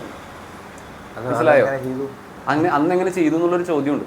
എങ്ങനെ ഇത് ചെയ്തു? അത് ഇപ്പോഴും ഉണ്ട് അവിടെ പില്ലർ. മനസ്സിലായില്ല. അല്ല, അത് കൺവേർട്ട് ചെയ്യുന്നതാണ് ആ ലോഹം അത്ര ഡിഗ്രി ചൂടാക്കി. അത്രയും ടെമ്പറേച്ചർ, അതായത് ഇന്ന് അത് ആ ടെമ്പറേച്ചറിൽ ചൂടാക്കണേ അതിന് ഒരുപാട് സേഫ്റ്റി മെഷർമെൻറ്റ് ഒരുപാട് കാര്യങ്ങളൊക്കെ വേണം. അപ്പോൾ അന്ന് അത് എങ്ങനെ അത് ചൂടാക്കി ആ ഫോമിൽ കൊണ്ടുവന്നു എന്നുള്ളൊരു ചോദ്യമാണ്. അപ്പോൾ നമ്മൾക്കറിയാവുന്നത് മാത്രമല്ല, നമുക്കറിയാത്തതും ഒരുപാട് കാര്യങ്ങളുണ്ട്. അതുപോലെ തന്നെ ഇവിടുത്തെ റിച്ച്നെസ് കണ്ടിട്ടാണ് ആളുകൾ പണ്ട് ഇവിടുന്ന് വന്നത്, ഇവിടുത്തെ ഗോൾഡ് കണ്ടിട്ട് അല്ലേ? അതെ, സ്പൈസസും ഗോൾഡ് കണ്ടിട്ട്. ഹൈലി ഗോൾഡ് ഉണ്ടായിരുന്നു ഇവിടെ അതിന് മാത്രം ഗോൾഡൊന്നും ഇവിടെ മൈൻ ചെയ്യുന്നില്ല. അപ്പോൾ ചിലർ പറയുന്നത് ഇവിടെ ആൽക്കമി അറിയാവുന്ന ഒരുപാട് ആളുകളുണ്ടായിരുന്നു പറയുന്നത്, പ്രത്യേകിച്ച് തമിഴ്നാട്ടിലെ സിദ്ധന്മാർ. അവർ നിന്ന നിപ്പിൽ ലോഹം സ്വർണ്ണമാക്കി കളയും. അതെ, നമുക്ക് തോന്നും ഈ ആൽക്കമിയൊക്കെ വിഡ്ഢിത്തരമാണെന്ന്. ഐസക് ന്യൂട്ടൺ മരിച്ചതിന് ശേഷം അദ്ദേഹത്തിൻ്റെ റിസർച്ച് പേപ്പറുകൾ മുഴുവൻ നോക്കിയായിരുന്നു. റിസർച്ച് പേപ്പറുകൾ മുഴുവൻ നോക്കിയപ്പം അദ്ദേഹത്തിൻ്റെ ഒരു 90% റിസർച്ചും അദ്ദേഹം നോക്കിയത് ലോഹം സ്വർണ്ണമാക്കുന്നത് എങ്ങനെയാണെന്നുള്ള പരീക്ഷണങ്ങൾക്കായിരുന്നു. പക്ഷെ സക്സസ് ആയില്ല. അദ്ദേഹത്തെ പോലത്തെ ജ്ഞാനി വേറെ ആരും ഇല്ല, മഹാജ്ഞാനിയായിരുന്നു. പക്ഷെ ഒന്നും ഇത് ചെയ്യത്തില്ല, ഒന്നും എഴുതി വെക്കത്തൊന്നുമില്ല. കോട്ടയ്ക്കകത്ത് ഒരു തൂണിങ്ങനെ നിൽപ്പുണ്ട്. ഈ അതിന്റെ പർപ്പസ് എന്ന് പറഞ്ഞു കഴിഞ്ഞാൽ ആ തൂണയില് കൈ പുറകോട്ട് പിടിച്ച് കിട്ടിയിട്ടിട്ടാണ് ശിക്ഷ നടത്തി കൊടുത്തത്. അത് നമുക്ക് എല്ലാം കാണാൻ പറ്റും. അശ്വത്ഥം മാത്രമല്ല, ഇങ്ങനെ സാധനമുണ്ട്. ഇതും ഏതാണ്ട് 19 നൂറ്റാണ്ടിലാണ് സ്ഥാപിച്ചതാണ്. അതിന്റെ മെറ്റലർജി ഒന്നും അറിയത്തില്ല. അതുപോലെ തന്നെയുള്ള പഴനിയിലെ വിഗ്രഹം നവപാഷാണം കൊണ്ട് ഉണ്ടാക്കിയത്. അത് ഉണ്ടാക്കിയ സ്ഥലമുണ്ട്, അവിടെ ഇതിന്റെ ബാലൻസ് അവിടെ കിടക്കുന്നുണ്ട്. ഭോഗർ ഉണ്ടാക്കിയതല്ലേ? അതെ, അതിന് നമ്മള് അവിടെ കുറെ അങ്ങോട്ട് ദൂരെ പോയി കഴിഞ്ഞാൽ ഒരു ഗ്രാമമുണ്ട്, കാടൊക്കെ താണ്ടി പോകണം. അവിടെ ഇതിന്റെ ബാലൻസ് കിടക്കുന്നുണ്ട്. നമ്മൾ ഈ ഒരു വിഗ്രഹം കൂടെ ഉണ്ട്, എക്സ്ട്രാ ഒരെണ്ണം കൂടെ ഉണ്ട് ഈ സെയിം വിഗ്രഹം. പക്ഷെ ഇത് ഉണ്ടാക്കാൻ ഉപയോഗിച്ച ബാക്കിയുള്ള അതിന്റെയൊക്കെ ബാലൻസ് കിടക്കുന്നുണ്ട് ഇപ്പോഴും. അവിടെ കാടൊക്കെ കഴിഞ്ഞ് താണ്ടി പോകണമെന്ന് പറഞ്ഞത്. അതൊരു ആദിവാസി ഏരിയയിലാണ് ഇത് ഉണ്ടാക്കിയത്, ഈ നവഭാഷണം. നമുക്ക് അറിയുന്നതിനേക്കാളും അറിയാത്ത കാര്യങ്ങളാണ് കൂടുതൽ. അറിയാത്തതാ ഉള്ളത്, അറിയുന്ന ഒന്നും ഇല്ലാതുള്ളതാണ്. ഈ ദ്രവ്യങ്ങളെക്കുറിച്ചുള്ള വിജ്ഞാനം തമിഴ്നാട്ടിൽ കൂടുതലാണ്. ചിലർ പറയുന്നത് അതുകൊണ്ടാണ് അവരെ ദ്രാവിഡരെന്ന് വിളിച്ചതെന്നാണ് പറയുന്നത്. ദ്രവത്തെ സംബന്ധിച്ചിടത്തോളല്ലേ, രസതന്ത്രം ഇവർ ഭയങ്കര വിദ്വാൻമാരാണ്. ഈ മെർക്കുറി കൊണ്ടുള്ള ശിവലിംഗം ഉണ്ടാക്കിയിട്ട് കുറേ പ്രാക്ടീസുകളൊക്കെ ഉണ്ട് ഇവർക്ക്, ഇന്നുമുണ്ട്. അവരെ ഫോളോ ചെയ്യുന്ന ആളുകളുണ്ട്. അപ്പോൾ അവർക്കതറിയാം, സിദ്ധന്മാരാണ് അവിടെ, സിദ്ധയോഗികളാണ് കൂടുതൽ തമിഴ്നാട്ടിൽ. ശിവലിംഗങ്ങള് 5 സ്ട്രേറ്റ് ലൈനിൽ, ആ ഇന്ത്യയുടെ നടുക്ക് 5 സ്ട്രേറ്റ് ലൈനിൽ. അന്ന് എവിടെ കാൽക്കുലേറ്റ് ചെയ്യാനുണ്ട്? ഇത് കറക്റ്റ് ആയിട്ടല്ലോ ഇന്ന് പറ്റുന്നില്ല, അതെ സാറേ. അതിൽ വലിയ അത്ഭുതം നമ്മൾ നോക്കണ്ട. കാര്യം എന്ന് വെച്ച് കഴിഞ്ഞാൽ നമ്മുടെ ആര്യഭടി എന്ന് പറഞ്ഞൊരു ടെക്സ്റ്റ് ഉണ്ടല്ലോ, ആര്യഭടൻ എഴുതിയ, അതാണ് നമ്മുടെ ആദ്യത്തെ നമ്മൾ ബഹിരാകാശത്തോട്ട് വിട്ടതിൻ്റെ പേര് ആര്യഭട്ട എന്നായിരുന്നു. ആര്യഭടീയം എന്ന് പറഞ്ഞ ടെക്സ്റ്റ് ഉണ്ട്, പഴയ ടെക്സ്റ്റ് ഉണ്ട്. ഈ ആര്യഭടീയത്തിൽ ഈ പറഞ്ഞ പോലെ ഭൂമിയിൽ നിന്ന് ചന്ദ്രനിലേക്കുള്ള ദൂരവും ഭൂമിയിൽ നിന്ന് സൂര്യനിലേക്കുള്ള ദൂരം എല്ലാം എഴുതി വെച്ചിട്ടുണ്ട്. അത് എത്രയോ വർഷങ്ങൾക്ക് മുമ്പ് എഴുതിയതാണ്. അപ്പോൾ പിന്നെ അങ്ങനെ അത് എഴുതാൻ പറ്റുന്നവർക്ക് ഇന്ത്യയുടെ ലോഞ്ചിറ്റ്യൂഡും ലാറ്റിറ്റ്യൂഡും കണ്ടുപിടിക്കാൻ അവർക്ക് വളരെ സിമ്പിളായിട്ട് ചെയ്യാം. രാമേശ്വരം, ചിദംബരം, പിന്നെ കാളഹസ്തി, അത് 3 ഇവിടെയുള്ളത്. ബാക്കി നോർത്ത് ഇന്ത്യയിലാണെങ്കിൽ 5 സ്ട്രേറ്റ് ലൈനിലാണ്. എന്നാൽ അവർക്കൊരു വിഷയമല്ല. ഇന്ത്യയിൽ ശരിക്കും ആസ്ട്രോളജി എന്ന് പറഞ്ഞാൽ ഈ പറഞ്ഞ സാധനമായിരുന്നു. അതായത് ഇവിടെ നിന്നുള്ള അങ്ങോട്ടുള്ള ദൂരവും ഇങ്ങോട്ടുള്ള ദൂരവും ഇതൊക്കെ കണ്ടുപിടിക്കലായിരുന്നു. ഇന്ത്യയുടെ ഒറിജിനൽ ആസ്ട്രോളജി അതായിരുന്നു. ഇന്ത്യ റിസർച്ച് നടത്തിയ മുഴുവൻ ആസ്ട്രോളജി അല്ല, ആസ്ട്രോണോമിയിലായിരുന്നു ഇന്ത്യൻ സ്കോളേഴ്സ് ചെയ്തുകൊണ്ടിരുന്നത് വെച്ചത്. പിന്നീടാണ് ഈ പറഞ്ഞ ഗ്രീക്ക് യവനന്മാരുടെ ഇൻഫ്ലുവൻസ് ഒക്കെ വന്നപ്പോഴാണ് അത് ആസ്ട്രോണമിയിൽ നിന്ന് കുറച്ചും കൂടി ആസ്ട്രോളജിയിലോട്ട് മാറിയത്. ഈ റെപ്രസെൻറ്റേഷനൊക്കെ ഉണ്ടല്ലോ, ഈ ഓരോ രാശികളുടെ കഥയും അങ്ങനെ ഒരുപാട് കാര്യങ്ങൾ നമ്മൾ ആ ഗ്രീക്ക് ആസ്ട്രോളജി പഠിച്ചാൽ അറിയാം. ഓരോ രാശിക്കും എങ്ങനെയാണ് ആ ഒരു ഇമേജ് ഉണ്ടല്ലോ, അതെങ്ങനെയാണ് വന്നത്, അതിൻ്റെ പിന്നിലുള്ള കഥ, അവരുടെ ദേവന്മാരുമായിട്ട് ബന്ധപ്പെട്ടുള്ള കഥയാണ് എല്ലാം. പക്ഷെ അറിയാമായിരുന്നു, മറന്നുപോയി. എല്ലാം ദേവന്മാരുമായിട്ട് ബന്ധപ്പെട്ടുള്ള എല്ലാ കഥകളുമാണ്. അങ്ങനെയാണ് അവർ ഓരോ രാശിക്ക് ഓരോ പേര് കൊടുക്കുന്നതും ഓരോ ഇമേജുകൾ കൊടുക്കുന്നതൊക്കെ. സൂര്യനെ ഒരുമാതിരി എല്ലാവരും ആരാധിക്കുന്നുണ്ട്. ഗ്രീക്കും ഇന്ത്യയും മാത്രമല്ല കേട്ടോ, ചൈനയും ഈ കാര്യത്തിൽ അത്യാവശ്യം അങ്ങനെ പറയാൻ പറ്റില്ല സാറേ. അങ്ങനെ എനിക്കങ്ങനെ തോന്നുന്നില്ല. ചൈന സെപ്പറേറ്റ് എൻറ്റിറ്റി ആയി തന്നെ ആയിരുന്നു. ചൈനയ്ക്ക് നല്ല ജ്ഞാനമുള്ള ആളുകളാണ് ചൈനയിൽ ഉണ്ടായിരുന്നത്. നമുക്കത് കണ്ടില്ലെന്ന് അടിക്കാൻ പറ്റില്ല. ഏറ്റവും പഴക്കമുള്ള രാജവംശം ചൈനയിലാണ്. ചൈനയ്ക്ക് അവരുടേതായ ഒരു സംസ്കാരവും കൾച്ചറൊക്കെ ഉണ്ട്. ഇന്നെങ്ങനെയാണെന്നുള്ളതല്ല, അവർക്ക് അവരുടേതായ രീതിയിൽ തന്നെയാണ്. അവരുടെ പഞ്ചഭൂത സിദ്ധാന്തമൊക്കെ സെപ്പറേറ്റ് തന്നെയുണ്ട്. അവരുടെ മെഡിസിനും എല്ലാ കാര്യങ്ങളും അവർ സെപ്പറേറ്റ് തന്നെയാണ്. നമ്മൾ പ്രാക്ടീസ് ചെയ്യുന്നില്ല. പിന്നെ ഇതിൻ്റെ ഒരു ഇടനാഴി പോലെ ടിബറ്റ് പ്രവർത്തിച്ചിട്ടുണ്ടെന്ന് മാത്രം. അത് പോട്ടെ, അതൊന്നും നമ്മുടെ വിഷയമല്ല. അപ്പം കർക്കിടകം, കന്നി, കുംഭം, അതായത് 4-ാം മാസം, 6-ാം മാസവും 11-ാം മാസം അല്ലേ സാറേ? കർക്കിടകം, കുംഭം, കന്നി, ഈ 3 മാസങ്ങളും നമ്മൾ മുഹൂർത്ത മാസങ്ങളായിട്ട് പരിഗണിക്കാതിരിക്കുക കേട്ടോ. അത് പിന്നെ ശനിയാഴ്ചയും ചൊവ്വാഴ്ചയും മുഹൂർത്ത ദിവസങ്ങളായി പരിഗണിക്കാതിരിക്കുക. അതിൽ ശനിയാഴ്ച എടുക്കാമെന്ന് പിന്നീട് ഒരിക്കലും സാറ് പറയും. എടുക്കാം. ചൊവ്വാഴ്ച എടുക്കാത്ത ചൊവ്വ എന്ന് പറഞ്ഞാൽ ചൊവ്വയുടെ സ്വാധീനം അത് വേണ്ട, അഗ്നി ഇതൊക്കെ അല്ലേ, വേണ്ട എന്നുള്ളതാണ് എടുക്കുക. ചൊവ്വാഴ്ച എടുക്കാറില്ല. ഇപ്പോഴും ചൊവ്വാഴ്ച എടുക്കുന്നുണ്ട്. എന്താണ്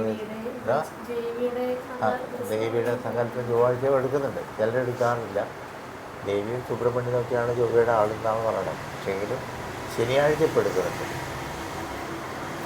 ബേസിക്കലി നാച്ചുറലി ചൊവ്വ എന്ന് പറയുന്ന ഒരു ഫയറി പ്ലാനറ്റ് ആണല്ലോ, മനസ്സിലായോ? അത് ശരിക്കും സംഗതി ശരിയാണ്, ദേവിയുടെയൊക്കെ തന്നെയാണ്. പക്ഷെ എന്നാലും ഒരു താമസ പ്രകൃതമാണ് ചൊവ്വയ്ക്കും ചൂടയാണ് ശനിക്കും ഉള്ളത്.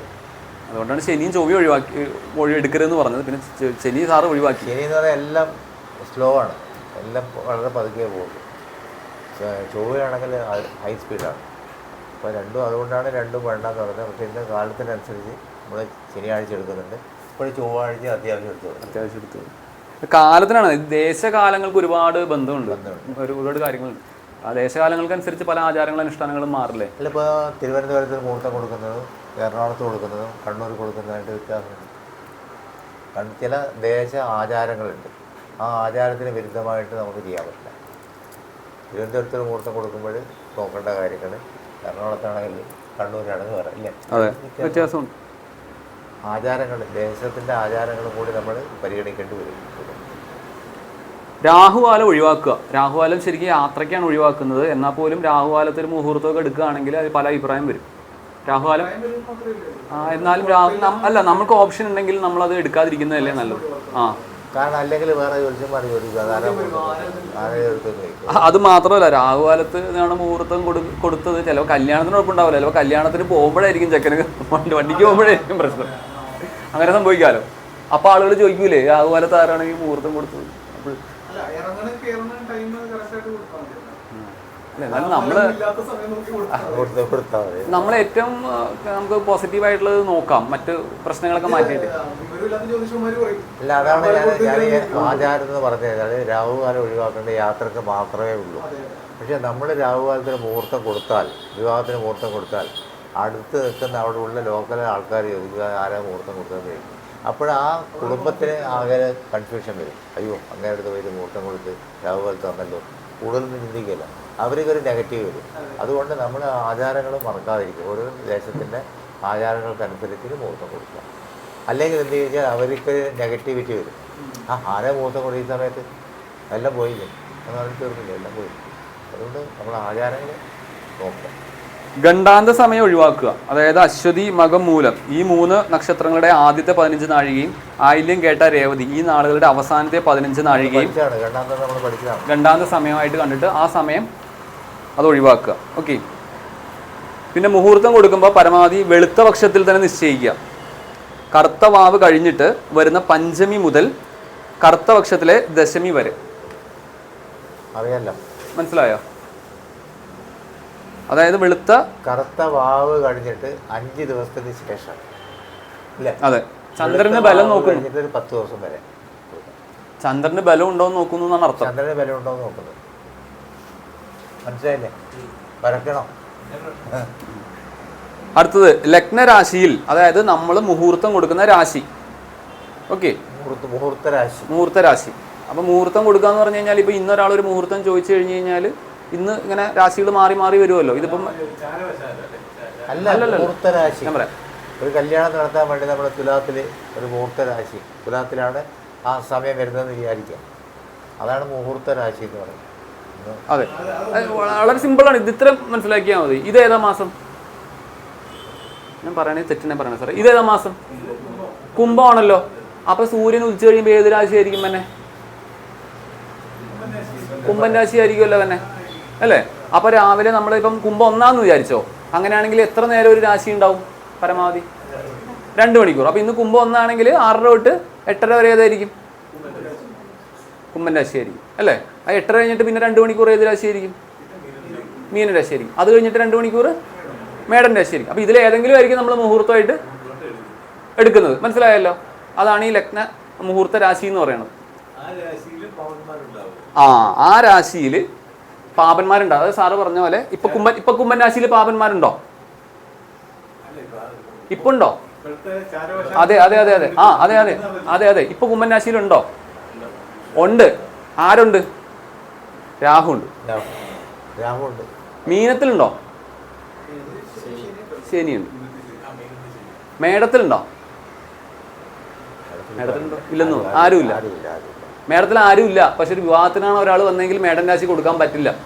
മേടൻ രാശി വിവാഹത്തിന് മുഹൂർത്തമായിട്ട് എടുക്കാൻ പറ്റില്ല. ചൊവ്വയുടെ രാശിയാണ്, സൂര്യന്റെ ഉച്ചരാശിയാണ്.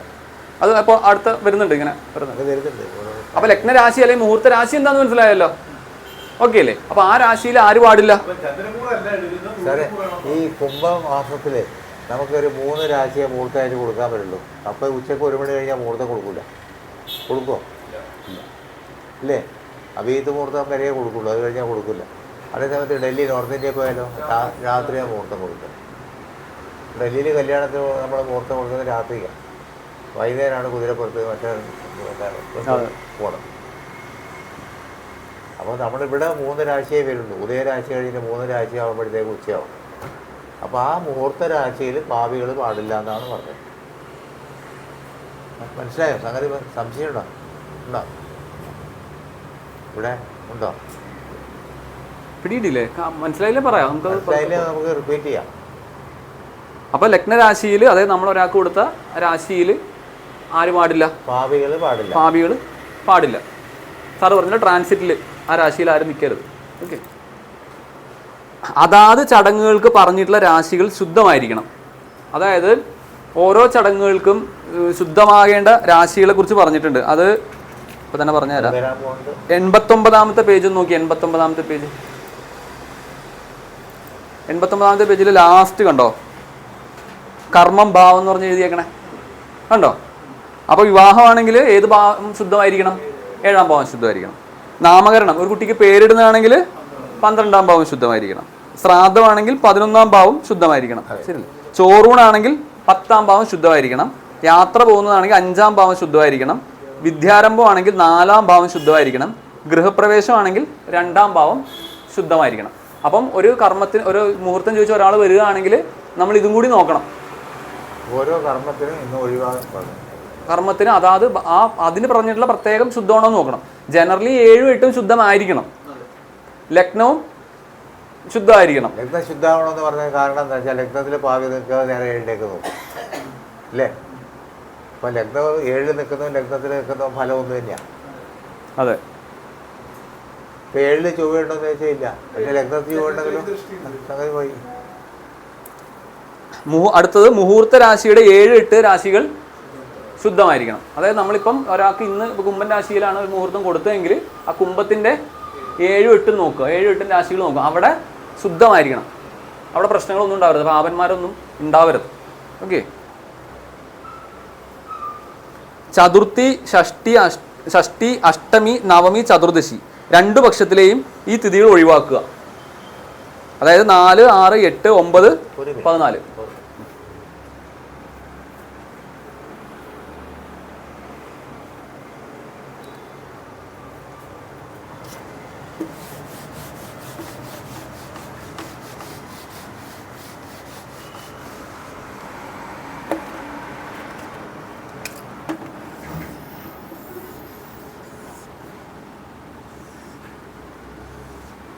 ശ്രദ്ധയില്ല. വീട്ടിൽ ഞാനാണ് നിൽക്കില്ല. വീട്ടിലൊക്കെയാണ്.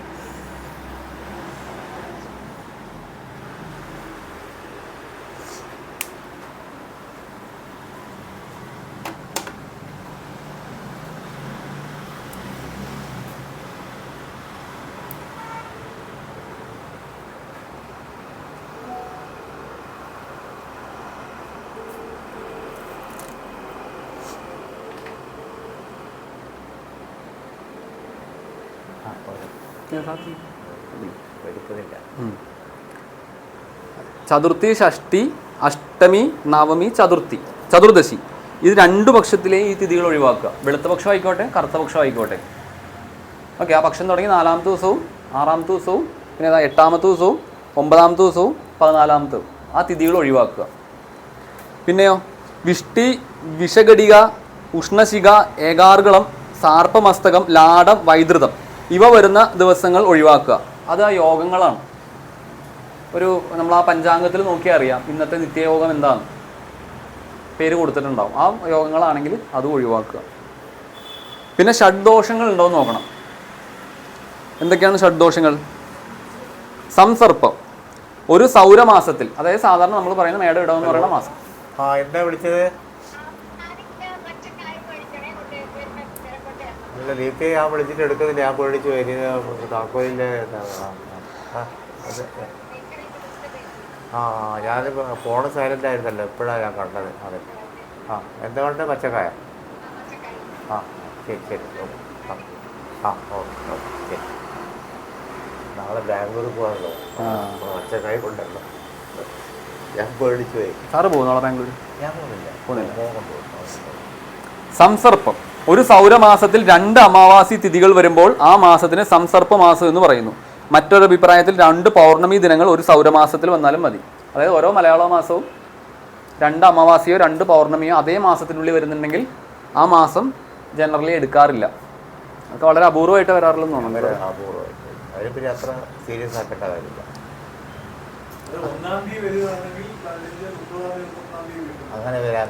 അങ്ങനെ വരണം. ഈ ആ കണ്ടീഷനേ വരുള്ളൂ.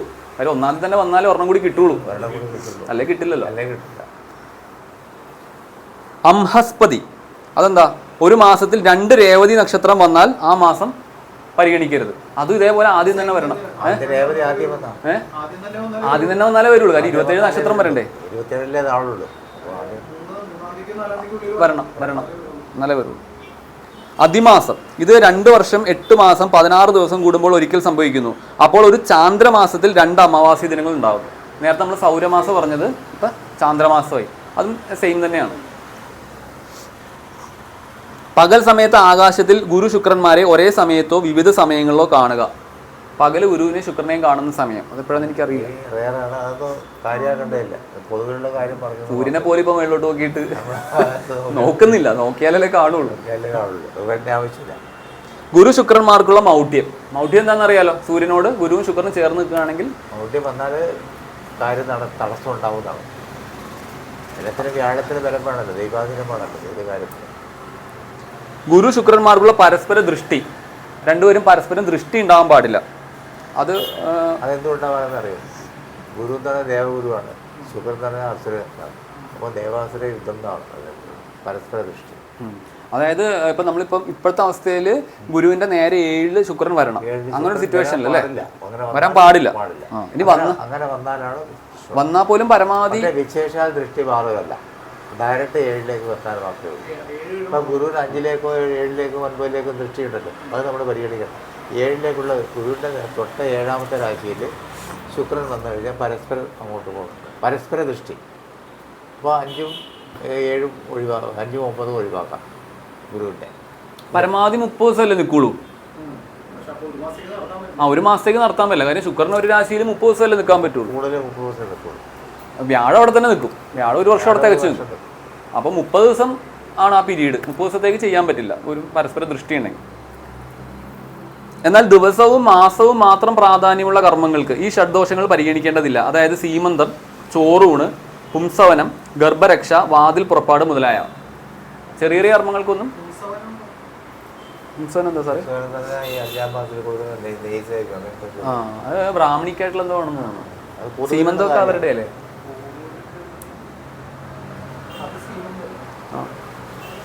അവരുമായിട്ടുള്ള ബന്ധമാണോ? എനിക്ക് പേര് പറയാലോ.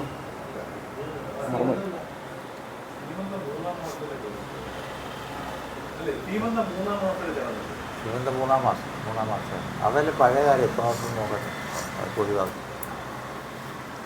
സന്ധ്യ 4 സന്ധ്യകളുണ്ട്. ആ സന്ധ്യകളിൽ ഒഴിവാക്കേണ്ട സമയം പറയുന്നു. എല്ലാ കർമ്മങ്ങൾക്കും സൂര്യൻ ഉദിക്കുന്നതിന് മുമ്പുള്ള 2 മണിക്കൂർ 24 മിനിറ്റ്, അതായത് 6 നാഴിക വർജിക്കണം.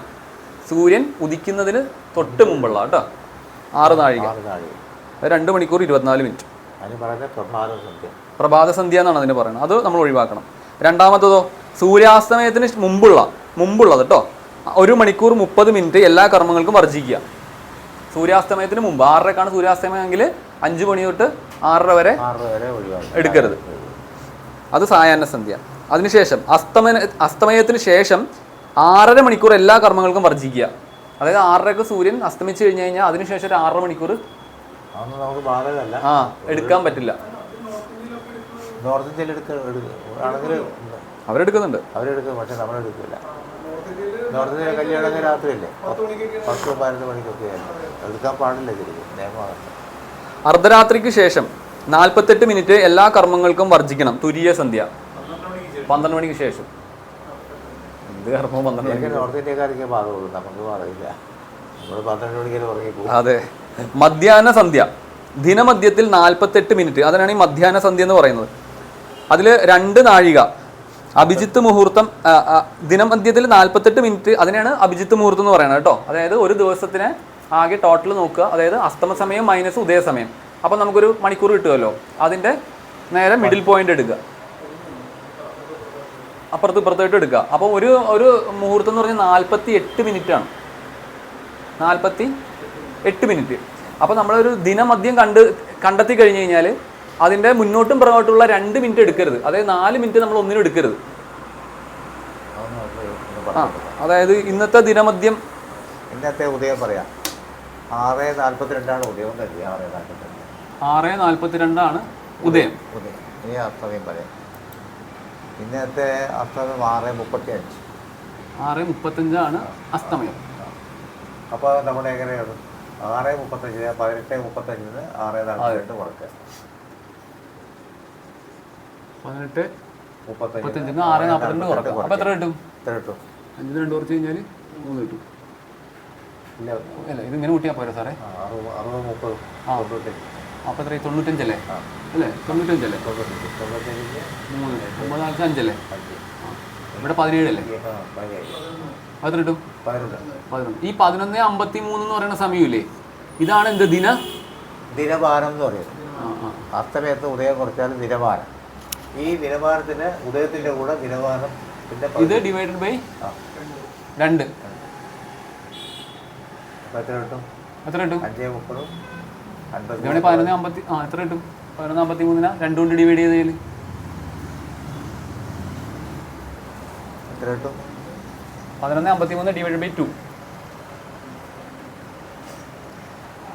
ഇത് 11 5:30 5:30 50 പകുതി.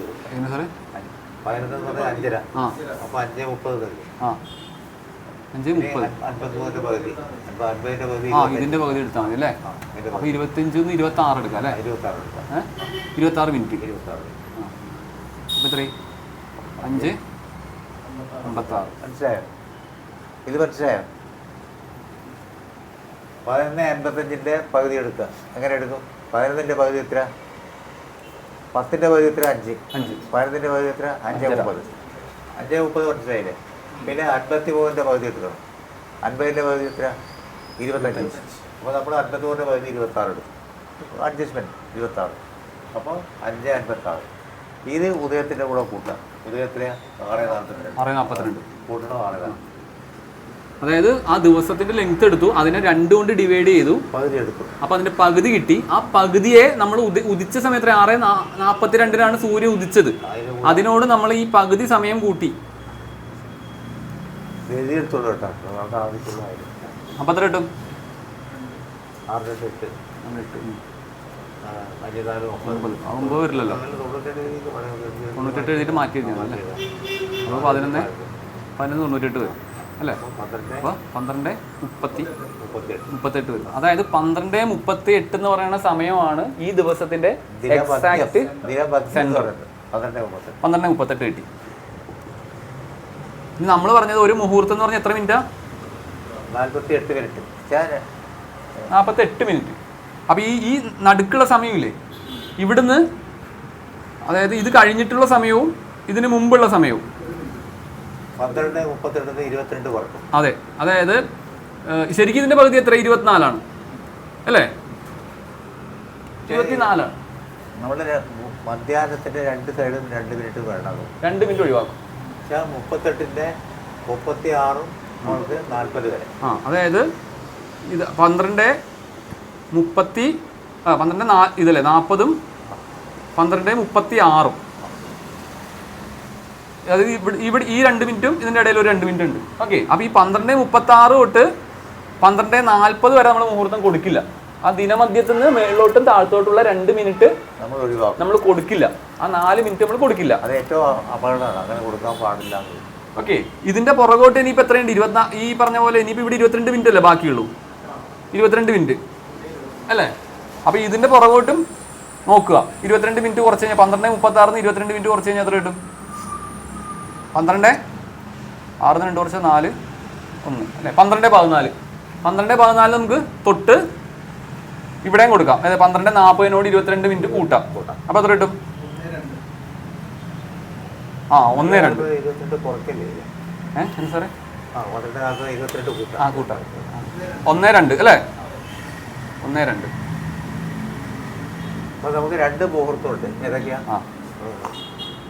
2 മുഹൂർത്തമുണ്ട്. 12:14 തൊട്ട് 12:36 വരെയും 12:40 തൊട്ട് 1:02 വരെയും. ഈ 36നും 40നും ഇടയിലുള്ള 4 മിനിറ്റ് നമ്മൾ ഒഴിവാക്കും അല്ലേ? സാധാരണ പക്ഷേ അഭിജിത്ത് മുഹൂർത്തം കൊടുക്കുമ്പോൾ ആൾക്കാർ എന്ത് കൊടുക്കും? 12:14 തൊട്ട് 1:02 വരെ മുഹൂർത്തം ഉണ്ടെന്ന് പറഞ്ഞു കൊടുക്കും. അതാണ് കൊടുക്കാറ്. നമ്മളത് കൊടുക്കാൻ പാടില്ല. അപ്പൊ എന്ത് സംഭവിക്കും? കുറച്ച് നന്നായിക്കോട്ടെ എന്ന് വിചാരിച്ച ആളുകൾ കറക്റ്റ് സെന്ററിൽ പോയി താലി കെട്ടും. ഏറ്റവും ഐശ്വര്യമാവട്ടെ ഏറ്റവും കട്ടമായിരിക്കും.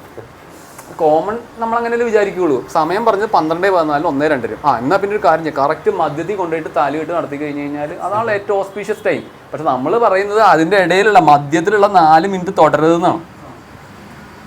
ഓക്കെ, അപ്പോൾ മുഹൂർത്തം കൊടുക്കുമ്പോൾ ഇങ്ങനെ തന്നെ കൊടുക്കണം. ഇപ്പോൾ നമ്മുടെ എല്ലാ രാശി കിട്ടി നക്ഷത്രം കിട്ടി എല്ലാം എടുത്തു കഴിഞ്ഞിട്ട് കൃത്യമായിട്ട് 7-8 ശുദ്ധമല്ലാതെ ഒരു അവസ്ഥ വരിക, അല്ലെങ്കിൽ രക്തത്തിൽ പാപി വരിക, ഇങ്ങനെയൊക്കെ വരുന്ന സമയത്ത് നമുക്ക് കൊടുക്കാൻ പറ്റുന്നൊരു മുഹൂർത്തമാണ് അഭിജിത്ത് മുഹൂർത്തം. അഭിജിത്ത് മുഹൂർത്തത്തിൻ്റെ പ്രാധാന്യം എന്താ? എന്തുകൊണ്ടാണ് കൊടുക്കാൻ പറ്റുക? അതിനൊരു നിയമമില്ലേ? എന്താണ് അതറിയില്ല. ഈ മഹാവിഷ്ണുവിൻ്റെ സുദർശന ചക്രമില്ലേ, അങ്ങനെ ഒരു ചക്രമുണ്ട്, സുദർശന ചക്രം. അതിൻ്റെ സാന്നിധ്യമാണ് ഈ മധ്യാഹ്നം എന്ന് പറയുന്നത്. അപ്പോൾ മധ്യാഹ്നത്തിൻ്റെ മധ്യത്തിലുള്ള 4 മിനിറ്റ് ഏറ്റവും ഡേഞ്ചറായിരിക്കുകയാണ്. അത് ഒഴിവാക്കിയിട്ട് കൊടുക്കും. മഹാവിഷ്ണുവിൻ്റെ സാന്നിധ്യത്തിൽ, സുദർശന ചക്രത്തിൻ്റെ സാന്നിധ്യത്തിലാണ് ഈ മുഹൂർത്തം. അതാണ് അഭിജിത്ത് മുഹൂർത്തം. ചോദിക്കില്ല എന്താ അഭിജിത്ത് മുഹൂർത്തം എന്ന് ഒരാളെ ചോദിച്ചാൽ പറഞ്ഞു കൊടുക്കണം. ഒന്ന് പറഞ്ഞിട്ട് അഭിജിത്ത് സുദർശന ചക്രമില്ല, അത് സുദർശന ചക്രത്തിൻ്റെ സാന്നിധ്യത്തിലാണ് ഈ അഭിജിത്ത് മുഹൂർത്തം. അപ്പോഴാണ് മഹാവിഷ്ണുവിൻ്റെ സാന്നിധ്യത്തിലാണ് നടക്കുന്നത്. അതെ, അതായത് എനിക്ക് തോന്നുന്നു സുദർശന ചക്രം എല്ലാ വിഘ്നങ്ങളും ഒഴിവാക്കാനുള്ളതാണല്ലോ. സകല വിഘ്നങ്ങളെ ഒഴിവാക്കുന്നതാണ് സുദർശന ചക്രം എന്ന് പറയുന്നത്. സർവ്വവിഘ്നങ്ങളെ ഒഴിവാക്കുന്ന ഒരു സമയമാണ്. അപ്പോൾ അവിടെ നക്ഷത്രവും രാശിയും എല്ലാം കിട്ടിക്കഴിഞ്ഞാൽ നമുക്ക് മുഹൂർത്തം കിട്ടില്ല കൃത്യമായിട്ട്. അപ്പോഴാണ് നമ്മൾ അഭിജിത്ത് പോകുന്നത്. അതിലപ്പുറം നല്ല മുഹൂർത്തം വേറെ ഇല്ല എന്നുള്ളത്. പക്ഷെ ഇങ്ങനെ കൊടുക്കണം. കാരണം അപ്പോഴത്തേക്ക് ഒന്നിച്ച് കൊടുക്കരുത്, അദ്ദേഹത്തിന് കൊടുക്കും. സുദർശന ചക്രത്തിന്റെ സെൻട്രൽ പോയിന്റ് കൊടുക്കരുത്. കൊടുക്കരുത്, അദ്ദേഹത്തിന്റെ കൈ പിടിച്ച പോയത് അത് കൊടുക്കരുത്. സാധാരണ എനിക്ക് വിഘ്നങ്ങളൊക്കെ നിവാരണം ഞാൻ സുദർശന ഹോമമൊക്കെ ചെയ്യാറുണ്ട്, സുദർശന പൂജയൊക്കെ. സുദർശന യന്ത്രം ഉപയോഗിക്കാറുണ്ട്. കേട്ടിട്ടില്ല. അത് തടസ്സങ്ങൾ മാറാനിരിക്കുന്നതാണ്. ഇല്ല, സുദർശന യന്ത്രം, സുദർശന മന്ത്രം ഒക്കെ ഉണ്ട്. അപ്പോൾ അതൊക്കെ തടസ്സങ്ങൾ ഒഴിവാക്കാനും നല്ലത് വരാനും വേണ്ടി ചെയ്യുന്നതാണ്. മഹാവിഷ്ണുവിനെ സുദർശന മൂർത്തിയായിട്ട് ആരാധിക്കുന്ന ക്ഷേത്രങ്ങളുണ്ട്. വളരെ പവർഫുള്ളായിട്ടുള്ള മഹാവിഷ്ണുവിൻ്റെ ഒരു വളരെ എന്താ പറയുക, ഒരു സാധാരണ മഹാവിഷ്ണു വളരെ സാത്വികമായ രീതിയിലാണല്ലോ, കുറച്ച് ഫിയർഫുൾ ആയിട്ടുള്ള ഒരു ഫോമാണ്. പല രൂപങ്ങളില്ലേ, ധന്വന്തരി എന്താ മഹാവിഷ്ണുവാണ്. അത് മഹാവിഷ്ണുവാണ്. ധന്വന്തരി എന്ന രോഗശാന്തിക്ക് വേണ്ടി നമ്മൾ പോയി പ്രാർത്ഥിക്കുന്ന ധന്വന്തരി ചേർത്തല. പിന്നെ ഇവിടെ പള്ളുരുത്തി ഉണ്ട്, പള്ളുരുത്തി ക്ഷേത്രം. അതെ, ഞാൻ രോഗശാന്തിക്ക് വേണ്ടിയിട്ടുള്ളതാണ്. അപ്പോൾ അത് വമിറ്റിങ് മറ്റേ ഇവിടെ അല്ലേ, തിരുവിഴ. എവിടെ അതെവിടെ? തിരുവിഴയാണ്. തിരുവിഴ എന്ന് പറയുന്നത് ഈ ഛർദ്ദിപ്പിക്കുന്ന സ്ഥലം നമ്മുടെ വയറിൽ ആ ധന്വന്തരി ക്ഷേത്രത്തിൽ പള്ളിരുത്തിയുണ്ട്. അവിടെ പോയിട്ട് കഷായം കഴിച്ചാലും രോഗം മാറുന്നതാണ്. പ്രാർത്ഥിച്ചിട്ട് വേണം, നല്ല വിശ്വാസത്തോടുകൂടി പോയിരിക്കുന്നത് ഫലമുണ്ടാകും. രോഗശാന്തിക്ക് വേണ്ടിയിട്ടാണ് പോകുന്നത് ധന്വന്തരി ക്ഷേത്രം. പെരുമ്പാവൂര് തോട്ടുവേലൊരു ധന്വന്തരി ക്ഷേത്രമുണ്ട്. ആ തോട്ടുവേൽ, അത് പണ്ട് അഷ്ടവൈദ്യന്മാർ വന്നുകൊണ്ടിരുന്ന വെച്ചാൽ ധന്വന്തരി ക്ഷേത്രം എന്നാണ് പറയണത്. അപ്പോൾ അതിന് വലിയ പോപ്പുലാരിറ്റി ഒന്നുമില്ല. അരൂരുണ്ട്. ധന്വന്തരിയുടെ ചില ഫോമിലാണ് പല ദേവതകളും ഇരിക്കുന്നത്. അതായത് ശാസ്താവിനെയൊക്കെ ചിലയിടത്ത് കണ്ടാലറിയും, ചിലയിടത്ത് ഈ അമൃതകുംഭമായിട്ടിരിക്കുന്നത് കാണാം, കണ്ടുണ്ടാവും. ചില ദേവതകളൊക്കെ അങ്ങനെ കയ്യിൽ അമൃതകുംഭവുമായിട്ട് ഇരിക്കും. അവർക്കൊക്കെ ഒരു ധന്വന്തരിയുടെ ഒരു അംശമുള്ള ആളുകളാണ് അവർ. ഒരു മുഹൂർത്തം എന്ന് പറയുന്നത് 2 നാഴിക, അതായത് 48 മിനിറ്റാണ്. എങ്കിലും സാധാരണയായി ഒരു കാര്യം ചെയ്യാനുള്ള മുഹൂർത്തം നമ്മളൊരു രാശിയായാണ് നിശ്ചയിക്കാറ്. അപ്പോൾ നമ്മൾ മുഹൂർത്തം കൊടുക്കുമ്പോൾ രാശിയാണല്ലേ സാറേ കൊടുക്കണത്? ആ 2 മണിക്കൂർ കൊടുക്കും, അല്ല 48 മിനിറ്റ് കൊടുക്കും. 48 മിനിറ്റ്. അപ്പോൾ നമ്മൾ എങ്ങനെ നിശ്ചയിക്കുക? അത് രാശി തുടങ്ങുന്ന തൊട്ട് 48 മിനിറ്റ് വേണോ, അവസാനം 48 മിനിറ്റ് വേണോ? നമ്മളിപ്പോൾ ആ രാശി കൊടുത്താൽ മതിയല്ലേ? ആ 2 മണിക്കൂറും കൊടുക്കാം.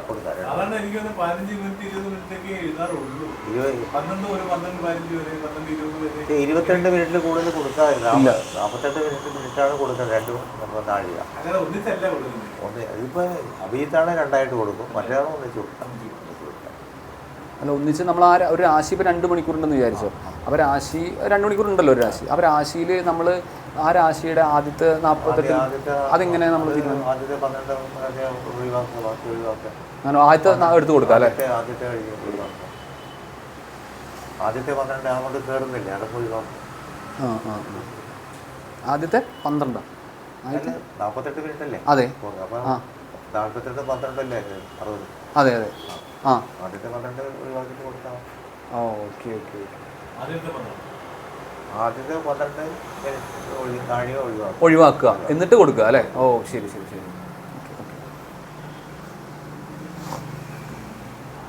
ഗ്രഹണം കഴിഞ്ഞ് 3 ദിവസത്തിന് ശേഷമേ മുഹൂർത്തം നിശ്ചയിക്കാവൂ. ഗ്രഹണം കഴിഞ്ഞ 3 ദിവസമെങ്കിലും കഴിയണം. കഴിഞ്ഞ 17-ാം തീയതി ഗ്രഹണം ഉണ്ടായിരുന്നു അല്ലേ? ഗ്രഹണം ഉണ്ടായിരുന്നു. അപ്പോൾ 17-ാം തീയതി ഒരാൾ മുഹൂർത്തത്തിന് വന്നാൽ 17ഉം 18ഉം 19ഉം കൊടുക്കാൻ പറ്റില്ല. 20-ാം തീയതിക്ക് ശേഷം കൊടുക്കാൻ പറ്റില്ല. എന്തായാലും അന്തരീക്ഷത്തിലെ വിഷവായുവുണ്ടാവും, അതുകൊണ്ടാണ് കൊടുക്കാൻ പാടില്ല. പിതൃക്കളുടെ കാര്യങ്ങൾ വല്ലതുമുണ്ടെങ്കിൽ അതിനുശേഷമേ മുഹൂർത്തം നിശ്ചയിക്കാവൂ. ശ്രാദ്ധം വല്ലതൊക്കെ ഉണ്ടെങ്കിൽ അതിനുശേഷം മാത്രമേ മംഗളകർമ്മത്തിന് സമയം കൊടുക്കാവൂ.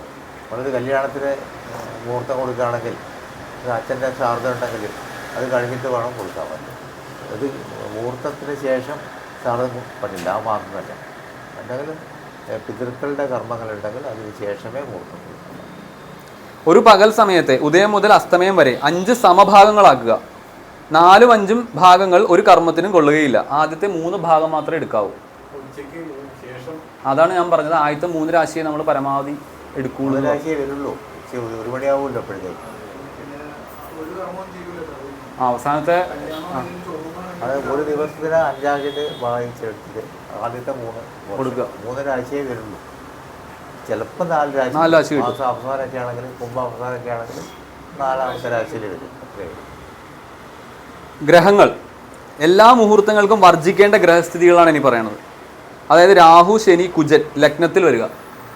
ലഗ്നത്തിൽ എന്ന് പറഞ്ഞു കഴിഞ്ഞാൽ നമ്മൾ ലഗ്നരാശി, മുഹൂർത്ത രാശിയിൽ രാഹുവോ ശനിയോ ചൊവ്വയോ വരാം. നേരത്തെ പറഞ്ഞ തന്നെയാണ്, അതിന് റിപ്പീറ്റേഷൻ തന്നെ. ആ ഗ്രഹങ്ങൾ നമ്മൾ സെപ്പറേറ്റ് ഹെഡിൽ കൊടുക്കുന്നേ ഉള്ളൂ. അതായത് ലഗ്നം ശുദ്ധമായിരിക്കണം. പിന്നെ ലഗ്നാൽ 7 പാപികളും ശുക്രനും ഉണ്ടായിരിക്കുക. ലഗ്നാൽ 7 പാപികൾ ഉണ്ടാകരുത്. ശുക്രനും പറഞ്ഞു, ശുക്രനും പാടില്ല എന്ന് പറഞ്ഞു. ശുക്രനും പാടില്ല. ഏറ്റവും നല്ല ലഗ്നാൽ 7 ശുദ്ധമായിരിക്കുന്നതാണ്. 7 ശുദ്ധമാവുന്നതാണ് ഏറ്റവും നല്ല. 7, 8. അതിനുശേഷം ചന്ദ്രൻ ലഗ്നാൽ 6, 8, 12 ഇരിക്കുക. അതായത് നമ്മൾ കൊടുക്കുന്ന മുഹൂർത്ത രാശി ഉണ്ടല്ലോ, അതിൻ്റെ 6, 8 12 ചന്ദ്രൻ വരാൻ പാടില്ല. ചന്ദ്രൻ ഒരു ഇമ്പോർട്ടൻറ്റ് ഫാക്ടറാണ്. കുജൻ ലഗ്നാൽ 8 നിൽക്കുക. അതും നമ്മൾ പറഞ്ഞിട്ടുണ്ട്, 8, 7 ശുദ്ധമായിരിക്കണം എന്ന് പറഞ്ഞിട്ടുണ്ട്. ഒരു പാപി കടന്നുപോയ രാശിയിൽ മറ്റൊരു ശുഭഗ്രഹം അതിൽ സഞ്ചരിക്കുന്നത് വരെ വർജിക്കുക. അതിനെക്കുറിച്ച് ആലോചിക്കേണ്ട. കാര്യം എന്ന് വെച്ച് കഴിഞ്ഞാൽ ഏത് പാപി കടന്നു പോയാലും ചന്ദ്രൻ ഈ വളരെ സ്പീഡിൽ മൂവ് ചെയ്യണ കാരണം ചന്ദ്രൻ കടന്നു പോയിട്ടുണ്ടാവും. ലഗ്നരാശിയുടെ 12ലും 2ലും 12ലും പാപികളെ വർജിക്കുക. അപ്പം നമ്മളൊരു മുഹൂർത്തം കൊടുക്കുകയാണ്, അതിന്റെ രണ്ടാം രാശിയിലും 12-ാം രാശിയിലും മുമ്പിലും പുറകിലുമായിട്ട് പാവ മധ്യസ്ഥിതി വരാൻ പാടില്ല. രണ്ട് പാവയുടെ മധ്യത്തിൽ രണ്ടും വരാൻ പാടില്ല. രണ്ടിലും 12-ലും ഉണ്ടെങ്കിലേ ഉള്ളൂ. അതെ അതെ രണ്ടിലും 12. ഹെംഡാവും ആ പ്ലാൻ ആ ലഗ്ന മുഹൂർത്തേ. വളരെ പാപ മധ്യസ്ഥിതി എന്ന് പറഞ്ഞത് രണ്ട് പാവയുടെ മധ്യത്തിൽ. ലഗ്നത്തിൽ പാപികളുടെ സ്ഥിതിയും ലഗ്നത്തിൽ പാപികളുടെ ദൃഷ്ടിയും ഒരുപോലെ വർജ്യങ്ങളാണ്. അതായത് 7 പാപം നിന്നാലല്ലേ ദൃഷ്ടി ഉണ്ടാവും. രക്തത്തിൽ നിൽക്കുന്നതിന് തുല്യമാണ്.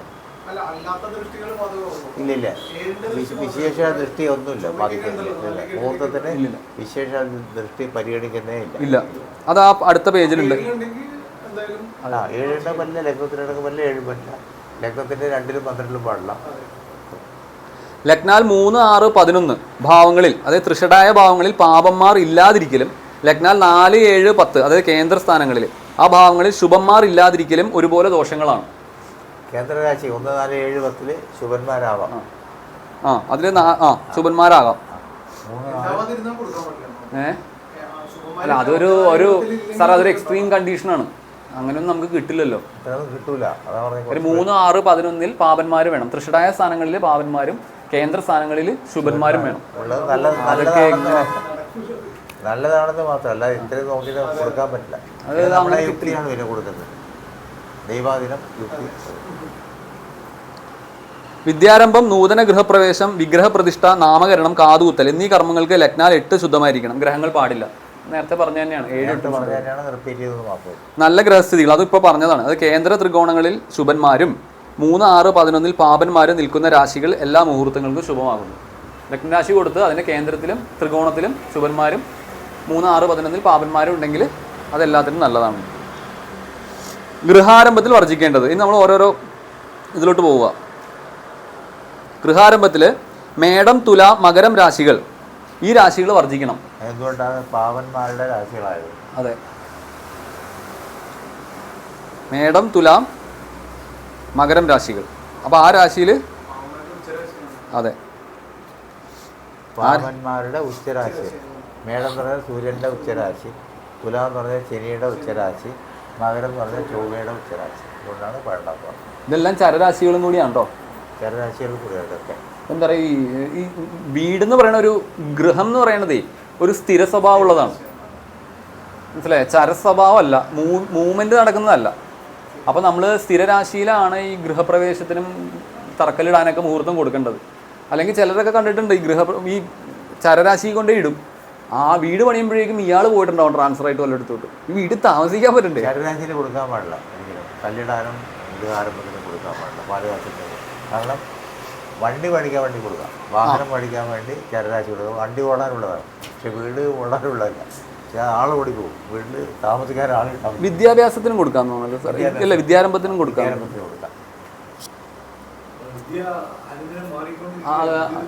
മാറിക്കൊണ്ടിരിക്കണമല്ലോ.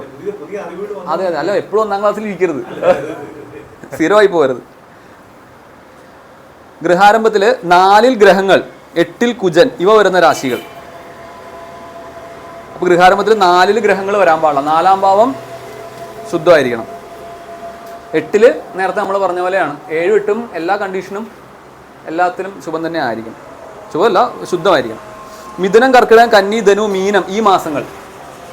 4 കോൺരാശിയും കർക്കിടകവും. അതെ, 4 കോൺരാശിയും കർക്കിടകവും ഈ മാസങ്ങൾ ഒഴിവാക്കണം. ഓക്കെ, 4 കോൺരാശി പിന്നെ കർക്കിടകവും. ഇതിൽ കാര്യം ശ്രദ്ധിച്ചോ. നേരത്തെ നമ്മൾ കർക്കിടകവും കന്നിയും കുംഭവും ഒഴിവാക്കണം എന്ന് പറഞ്ഞു. നമ്മളിവിടെ ഗൃഹാരംഭത്തിൻ്റെ കേസ് വന്നപ്പോൾ ഇവിടെ കുംഭത്തിനെ ഒഴിവാക്കണം എന്ന് പറഞ്ഞിട്ടില്ല. കുംഭം എന്ന് പറയുന്ന മാസം ഒഴിവാക്കണം എന്ന് പറഞ്ഞിട്ടില്ല. പകരം നമ്മൾ പറഞ്ഞേക്കുന്നത് ഉഭയരാശികളും കർക്കിടകവും കന്നിയുമാണ് ഒഴിവാക്കണം. അല്ല, കർക്കിടകവും അതെ ഉഭയരാശികളല്ല, 4 കോൺരാശികളല്ല ഒഴിവാക്കണം എന്ന് പറഞ്ഞു. പിന്നെ കർക്കിടകവും കുംഭം വേണ്ടെന്ന് പറഞ്ഞിട്ടില്ല. അതെ, ആ കുംഭത്തിനെ നമ്മളിവിടെ ഒഴിവാക്കിയിട്ടുണ്ട്. അപ്പോൾ കുംഭത്തിലാകാം. പിന്നെ കാർത്തിക ഞാറ്റുവേല, അതായത് ആദിത്യൻ സൂര്യൻ കാർത്തിക നക്ഷത്രത്തിൽ നിൽക്കുന്ന കാലം. അതേത് കാലമായിരിക്കും? മേടത്തിന്റെ അവസാനമല്ലേ സാറേ? മേടത്തിന്റെ അവസാനവും ഇടവത്തിന്റെ ആദ്യവും. കാർത്തിക ഞാറ്റുവേല പാടില്ല. ഗൃഹാരം മേടല്ലേ തന്നെ പാടില്ല. ഇത് വേറൊരു കണ്ടീഷൻ പറഞ്ഞത് മാത്രമേ ഉള്ളൂ, പോലൊന്നും തന്നെ. പിന്നെ വേദ നക്ഷത്രങ്ങൾ വരാൻ പാടില്ല. അത് പുരുഷന്റെ സ്ത്രീയുടെയും നോക്കണം. വേദ നക്ഷത്രം പുരുഷന്റെ സ്ത്രീയുടെ അത് പാടില്ല. അപ്പോൾ സ്ത്രീ പുരുഷന്മാരല്ലേ വീട്ടിൽ കയറി താമസിക്കുന്നത്. അപ്പോൾ ഞാൻ ചോദിക്കട്ടെ, മൂലവും ആയില്യം എന്ന് പറഞ്ഞാൽ വേദ നക്ഷത്രമാണ്. അപ്പോൾ ആ സ്ത്രീ പുരുഷന്മാരുടെ ആ വേദ ആളുകൾ നമ്മൾ മുഹൂർത്തമായിട്ട് എടുക്കുന്നു.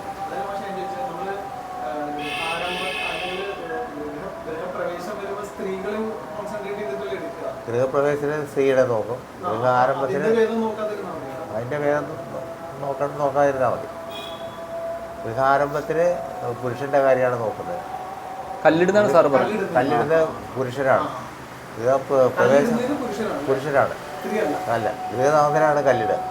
പിന്നെ കയറി താമസിക്കുന്ന സ്ത്രീയാണ്, വീട് സ്ത്രീയുടെ. ഞാൻ അധ്വാനിച്ച് കഷ്ടപ്പെട്ട് വീടുണ്ടാക്കിയാൽ അതിൻ്റെ വീടിൻ്റെ ഉത്തരവാദി സ്ത്രീയാണ്. ചിരിയുണ്ട് സാർ. ഈ കല്ലിടൽ എന്ന് പറഞ്ഞാൽ ഗർഭധാനം പോലെയാണ്, മനസ്സിലായോ? അതായത് നമ്മൾ ഒരു ഇഷ്ടികയാണ് ആ ഗർഭത്തിൽ നിക്ഷേപിക്കുന്നത്, അതാണ് പിന്നെ വളർന്ന് ഒരു വീടായിട്ട് മാറുന്നത്. അതുകൊണ്ടാണ് വീടിന് ജീവൻ ഉണ്ടെന്ന് പറയണേ. അപ്പം അതുകൊണ്ടാണ് നമ്മൾ ആ മുഹൂർത്തത്തിന് ഇത്രയും പ്രാധാന്യം കൊടുക്കുന്നത്. കാര്യം ആ ഗർഭധാനം ചെയ്യുന്ന മുഹൂർത്തം നന്നായിരിക്കണം, എന്നാലേ ആ വീട് നന്നാവുള്ളൂ, മനസ്സിലായില്ല, ആ സന്താനം നന്നാവുള്ളൂ. ഓക്കെ, അതുകൊണ്ടാണ് ആദ്യം ഭൂമി പൂജയും ഭൂമി രക്ഷയൊക്കെ ചെയ്യുന്നത്. കാര്യം എവിടെയാണോ നമ്മൾ ആ ബീജം നിക്ഷേപിക്കുന്നത്, മനസ്സിലായില്ല, ആ ബീജം സ്വീകരിക്കുന്ന ശരീരം ഉണ്ടല്ലോ, ആ ശരീരമാണ് ആ ഭൂമി എന്ന് പറയുന്നത്, ഭൂമി ദേവി. അപ്പോൾ അതിൻ്റെ ആരോഗ്യത്തിനും അതിൻ്റെ പുഷ്ടിക്കും വേണ്ടിയാണ് നമ്മൾ ഈ ഭൂമി വൃത്തിയാക്കുന്നതും പിന്നെ ഭൂമി പൂജ ചെയ്യുന്നതും അങ്ങനെ കുറേ കാര്യങ്ങളൊക്കെ ചെയ്യുന്നത്. അപ്പോൾ ആരോഗ്യമുള്ള ഭൂമിയിൽ നല്ല സമയത്ത് ഗർഭധാനം നൽകുന്നതാണ് ഈ ചടങ്ങ്. അതുകൊണ്ടാണ് ആ പുരുഷനെ നോക്കുന്നത്. കാരണം അതാണ് അതിൻ്റെ പ്രത്യേകത. അപ്പോൾ നമ്മളെപ്പോഴും വീട് പണിയുമ്പം ആദ്യം ശ്രദ്ധിക്കേണ്ടതെന്ന് വെച്ച് കഴിഞ്ഞാൽ ആ കോമ്പൗണ്ട് നന്നായിട്ട് വൃത്തിയാക്കണം, മനസ്സിലായോ? ആ കോമ്പൗണ്ട് പക്കയാക്കണം, നല്ല വൃത്തിയിലും ഭംഗിയിലൊക്കെ ആക്കണം. കാടൊക്കെ ഉണ്ടെങ്കിലൊക്കെ വെട്ടിത്തെളിച്ച് നല്ല ഭംഗിയാക്കുക. ഭൂമി പൂജ അല്ലെങ്കിൽ വല്ലതും ചെയ്യാൻ പറ്റുമെങ്കിൽ അത് ചെയ്യുക. അപ്പം എന്ന് വെച്ച് കഴിഞ്ഞാൽ ആ ഭൂമി സ്ട്രോങ് ആയി. ഓക്കെ, എന്നിട്ടാണ് നമ്മൾ എന്നിട്ട് നല്ലൊരു മുഹൂർത്തം നോക്കിയിട്ടാണ് നിക്ഷേപിക്കുന്നത്. അത് ആ പുരുഷനെയാണ് ആശ്രയിച്ചിരിക്കുന്നത്. അതിനുശേഷം അതിൽ നിന്നാണ് ആ വീടുണ്ടാകുന്നത്. അപ്പോൾ വീട് ശരിക്കും ഒരു എൻറ്റിറ്റിയാണ്. അതുകൊണ്ടാണ് വീടിന് പേരിടണം എന്നൊക്കെ പറയണത്. എല്ലാ സാധനങ്ങളും നമ്മൾ ഈ പ്രപഞ്ചത്തിൽ എന്തിനൊരു രൂപം കൊടുത്താലും അതൊരു എൻറ്റിറ്റി ആയിട്ട് മാറും. അതായത് സാറ് ഒരു സ്ഥാപനം ഉണ്ടാക്കിയെന്ന് വിചാരിക്കുക, സാറ് ആപ്പിൾ കമ്പനി ഉണ്ടാക്കിയെന്ന് വിചാരിക്കുക. കുറച്ച് കഴിയുമ്പോൾ ഈ ആപ്പിൾ കമ്പനി ഒരു എൻറ്റിറ്റി ആവും, മനസ്സിലായോ? അപ്പോൾ ആ കമ്പനിക്ക് സാറൊരു ബുദ്ധിമുട്ടാണെന്ന് തോന്നിക്കഴിഞ്ഞ് കഴിഞ്ഞാൽ സാറിന് ആ കമ്പനി പുറത്താക്കും. അങ്ങനെയാണ് നടക്കുന്നത്. കോടതിയിൽ പോലും കേസുകൾ പോകുന്നത് അങ്ങനെയാണ്. അതായത് കമ്പനി ഒരു എൻറ്റിറ്റി ആയിട്ട് തന്നെ നിൽക്കും, അങ്ങനെ നിൽക്കും. അതാണ് അതിൻ്റെ ഒരു രീതി. അപ്പോൾ എന്തും പ്രപഞ്ചത്തിലെ എല്ലാ സാധനം അങ്ങനെ, എല്ലാത്തിനും ഒരു ആത്മാവുണ്ടെന്നാണ് പറയുന്നത്. കല്ലിന് പോലും ആത്മാവുണ്ടെന്നാണ് പറയുന്നത്. അപ്പോൾ വീടിനൊരു ആത്മാവുണ്ടാവും. അതുകൊണ്ടാണ് വീടിനൊരു പേര് നൽകണം, വീട് എപ്പോഴും വൃത്തിയായിട്ട് സൂക്ഷിക്കണം, വീടിന് ആ രീതി കാണണം എന്നൊക്കെ പറയുന്നു. അതായത് ഈ വാരങ്ങൾ അതെടുക്കരുതെന്ന് പറയുന്നു. ഞായറാഴ്ച എല്ലാവർക്കും ഹോളിഡേ അല്ലേ, അതുകൊണ്ട് കല്യാണം. പക്ഷേ കല്യാണത്തിന് കൊള്ളൂല, ഞായറാഴ്ച ഒരിക്കലും കൊള്ളില്ല. പക്ഷേ നമ്മുടെ എല്ലാവർക്കും ഹോളിഡേ വേണം. ഞായറാഴ്ച തന്നെ വേണമെന്ന് പറഞ്ഞ് മുഹൂർത്തത്തിൽ ഞായറാഴ്ച കൊള്ളില്ല. പക്ഷെ എല്ലാവർക്കും ആവശ്യക്കാർ പറയുന്നത് ഞായറാഴ്ച വേണമെന്നാണ്. വിവാഹവും രവിയും തമ്മിൽ യോജിക്കില്ല സാറേ. സൂര്യന് അങ്ങനെ വിവാഹത്തിനോട് ഭക്ഷണം കൊടുക്കുന്നതല്ലേ, അതാണ് ശരിയാണ്, അതാണ് ശരി. ഞായറാഴ്ച എല്ലാവരും വിളിച്ച് ഭക്ഷണം കൊടുക്കുക, അതിന് മുമ്പേ ഈ ഗൃഹപ്രവേശമൊക്കെ നടത്തുക. അത് നല്ലത്, അതാണ് നല്ലത്. അല്ലെങ്കിൽ അതങ്ങനെ തന്നെ ചെയ്യേണ്ടത്. അതായത് നമ്മളൊരു ഗൃഹപ്രവേശവും മംഗളകർമ്മവും ചെയ്യുമ്പോൾ നമ്മളോട് സ്നേഹമുള്ളവരെ വിളിക്കുന്നതാണ് ഏറ്റവും നല്ലത്. അതായത് നമ്മൾക്ക് ഈ അഭിവൃദ്ധി കണ്ടിട്ട് സന്തോഷം വരുന്ന ആളുകളാണ് വിളിക്കുന്നത്. പക്ഷേ മെജോറിറ്റി ഓഫ് ആളുകൾക്ക് സന്തോഷമല്ല വരുന്നത്, നമ്മളോട് വിരോധം ഉണ്ടായിട്ടല്ല, പക്ഷെ അവൻ അത് പണിത് എനിക്ക് പണിയാൻ പറ്റിയില്ലല്ലോ, ഈ സാധനം വർക്കൗട്ടാണ്. അപ്പം നമ്മളെപ്പോഴും ആ ഒരു കരുതൽ നമ്മളെപ്പോഴും എടുക്കുന്നത് നല്ലതാണ്. അപ്പോൾ മംഗളകർമ്മങ്ങൾ ചെയ്യുമ്പോൾ പരമാവധി നമ്മളോട് സ്നേഹമുണ്ടെന്ന് നമ്മൾ വിശ്വസിക്കുന്ന, അവർക്കുണ്ടോ ഇല്ലയോ എന്നറിയില്ല, അങ്ങനെയുള്ള ആളുകൾ വെച്ച് ചെയ്യുന്നത് നല്ലത്. അതുകൊണ്ട് ചില ആളുകൾ പറയും, ഇപ്പം എൻ്റെ ഒരു സാറ് പറഞ്ഞതാണ്, അദ്ദേഹം വിവാഹം കഴിച്ചു കഴിഞ്ഞപ്പം നല്ല പെയർ അവർ രണ്ടുപേരും. അപ്പോൾ അവർ സായിയുടെ ഡിവോട്ടീസ് ആയിരുന്നു. അപ്പോൾ ഇവരോട് സായി പറയും, നിങ്ങൾ ഒരുമിച്ച് പോരുതെന്ന് പറയും. എവിടെ ഒരുമിച്ച് പോരുത്, അതായത് അപ്പം പുള്ളി അപ്പോൾ കുറച്ച് ഡിസ്റ്റൻസ് ഇട്ടിട്ടാണ് പോണേ. പക്ഷെ ഭാര്യയ്ക്ക് അത് ഇഷ്ടപ്പെട്ടില്ല, സ്വാഭാവികമായിട്ടും അങ്ങനെ ഇഷ്ടപ്പെട്ടില്ലല്ലോ. അപ്പോൾ കുറച്ച് നാളുകൾക്കുള്ളിൽ രണ്ടുപേരും രണ്ടായി. അപ്പോൾ പിന്നീട് ചോദിച്ചപ്പോൾ അദ്ദേഹം പറഞ്ഞെന്ന് വെച്ച് കഴിഞ്ഞാൽ, എടാ നിങ്ങൾ ഒരുമിച്ച് പോകുന്നത് കണ്ട് അസൂയപ്പെടുന്ന ഒരുപാട് ആളുകളുണ്ട്. ഒരുപാട് ആൾക്കാർ നിങ്ങളോടുള്ള അസൂയല്ല, അവർക്ക് അങ്ങനെ ഒരു സൗഭാഗ്യം കിട്ടിയില്ലല്ലോ എന്ന് ചിന്തിക്കുന്ന ഒരുപാട് ആളുകളുണ്ട്. അപ്പോൾ അവർക്ക് എന്തിനാ നിങ്ങൾക്കൊരു സൗഭാഗ്യം ഉണ്ടെങ്കിൽ നിങ്ങൾക്ക് അത് അനുഭവിച്ചാൽ പോരെ? നിങ്ങൾ നാട്ടിലെല്ലാ ആളുകളും അറിയിക്കണം എന്തിനാ? നമ്മളിപ്പോൾ എല്ലാം സ്റ്റാറ്റസ് ഇട്ട് ഫേസ്ബുക്കിലും ഇട്ട് എല്ലായിടത്തും ഇട്ട് നാട്ടുകാരെ മുഴുവൻ അറിയിക്കും. എന്താ, ഞാനും എൻ്റെ ഫാമിലി വളരെ സന്തോഷത്തോടു കൂടിയും സുഖത്തോടു കൂടിയാണ് കഴിയണേന്ന്. ഈ നോക്കുന്നതിൽ 80% ആളുകളും പ്രശ്നത്തിലായിരിക്കും. എല്ലാവരും വീട് കാണുന്ന ആളുകളാണ്. ഇത്രയും വലിയ വീടൊക്കെ വെച്ചു, ഇവരൊക്കെ എന്തിനാ ഇത്ര വലിയ വീട്? ആ ദൃഷ്ടിദോഷം പറയും, മനസ്സിനെ വേദനിക്കുക. അപ്പം സാറിനൊരു നല്ലത് കണ്ടു കഴിഞ്ഞാൽ എനിക്കൊരു സമാധാനം, ഒരു വിഷമം. ഇവന് ഇത്രയൊക്കെ വലിയ വീടോ എന്ന് തോന്നിയാൽ അത് ദൃഷ്ടിദോഷം. ഇപ്പോൾ ഇവിടെ ഒരു സ്റ്റുഡൻറ്റിൻ്റെ ഒരു വീട്ടിൽ കയറി താമസം ഉണ്ടായിരുന്നു. അപ്പോൾ അവർ വന്ന് ഭാര്യയും ഭർത്താവും, ഒരു സ്റ്റുഡൻറ്റ്, എൻ്റെ ഒരു സ്റ്റുഡൻറ്റ്, ഭാര്യയും ഭർത്താവും വന്ന്, സാറ് വരണം, ആരുമില്ല, ഞങ്ങളുടെ കുടുംബക്കാർ മാത്രമേ ഉള്ളൂ, പുറത്തുനിന്ന് സാറ് മാത്രമേ ഉള്ളൂ, പുറത്ത് വരണം. പിന്നെ ഫംഗ്ഷൻ നടക്കുന്ന ഒരു വേറൊരു ദിവസം. അപ്പോൾ ഞാനിവിടുന്ന് പോയി ഒരു വണ്ടിയൊക്കെ അയച്ചു തന്ന് വേറെ പോയി. പുറത്തുനിന്ന് ഒരാൾ ഞാൻ മാത്രമേ ഉണ്ടായിരുന്നു, ബാക്കി എല്ലാവരും കുടുംബക്കാരുണ്ടാവും. പിന്നെ ഫംഗ്ഷൻ അത് കഴിഞ്ഞ് ഒരാഴ്ച കഴിഞ്ഞ് ഒരു സൺഡേ ഫംഗ്ഷൻ വെച്ചു. ഒരു കുഴപ്പമില്ല. നമ്മളെന്തായാലും വീട് എൻ്റെ സ്റ്റുഡൻറ്റ് നല്ല വീടായിപ്പോയി അസൂയപ്പെടാൻ്റെ കാര്യമില്ലല്ലോ. ആ പ്രൗഡ് ഓഫ് നല്ലൊരു ഇതായില്ല. അപ്പം അങ്ങനെ ചെയ്യുന്നവരുണ്ട്. അപ്പോൾ നമ്മുടെ ഫംഗ്ഷന് വരുന്ന വ്യക്തി ദോഷമുള്ളവരൊന്നും വിളിക്കാതിരിക്കുക, അതിൽ അവർക്ക് വിളിച്ച് ഭക്ഷണം കൊടുക്കുക പറഞ്ഞത് അത് നല്ലത്. യുക്തിയാണ് കേട്ടോ. അത് പിന്നെ നമ്മുടെ യുക്തം പോലെ ചെയ്യാം. മനുഷ്യൻ്റെ മനസ്സിന് ഭയങ്കര ശക്തിയാട്ടോ. മനസ്സിനെ നേരത്തെ നമ്മൾ പറഞ്ഞില്ലേ, മനസ്സിന് നല്ല കട്ടിയുണ്ടെങ്കിൽ ഒന്നും നോക്കണ്ടെന്ന് നമ്മൾ പറഞ്ഞില്ലേ, ഒന്നും നോക്കേണ്ട കാര്യമില്ല. അതുപോലെ തന്നെ മനസ്സിന് നല്ല കട്ടിയുണ്ടെങ്കിൽ നന്നായിട്ട് പ്രാകാനും പറ്റും. അത് ഫലിക്കും. അത് ഫലിക്കും. മനുഷ്യൻ്റെ മനസ്സിൻ്റെ കരുത്തെന്ന് പറഞ്ഞാൽ ഭയങ്കര അപാരം. അതുപോലെ ദൃഷ്ടി ദോഷം വന്നാൽ എന്ത് ചെയ്യണം? ഒരു പരിഹാരം വേണ്ടേ? എന്തായാലും എന്ത് ചെയ്യും പറയും? ആർക്കെല്ലാം അറിയോ എന്തെങ്കിലും പരിഹാരം അറിയും? ദൃഷ്ടി ദോഷമുണ്ട്, ആകെ നമ്മൾ തലയിട്ടില്ല, കണ്ണുവേദന, മൂക്കുവേദന, ഒരു വല്ലായ അസ്വസ്ഥത. അപ്പോൾ നമ്മൾ എന്ത് ചെയ്യണം? കല്ലുപ്പ് എടുക്കുക. കല്ലുപ്പ് അതെടുത്തിട്ട് കലക്കുക വെള്ളത്തിൽ. എന്നിട്ട് കാലും കൈയും മുഖമൊക്കെ നന്നായിട്ട് കഴുകുക. കഴുകുക, വെള്ളത്തിൽ കഴുകുക. കണ്ണും കാലും മുഖമൊക്കെ കഴുകുക. അപ്പോൾ ഈ ഉപ്പിൽ ഇതേമാതിരി ദൃഷ്ടിദോഷങ്ങളെ പോകും. അത് ശരിയാണ്.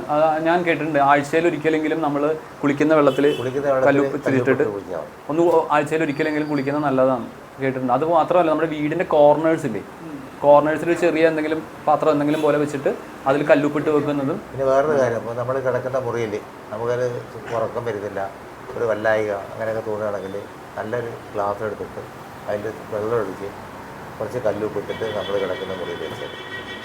അപ്പോൾ നെഗറ്റിവിറ്റി ഒന്നും ഉണ്ടാവില്ല.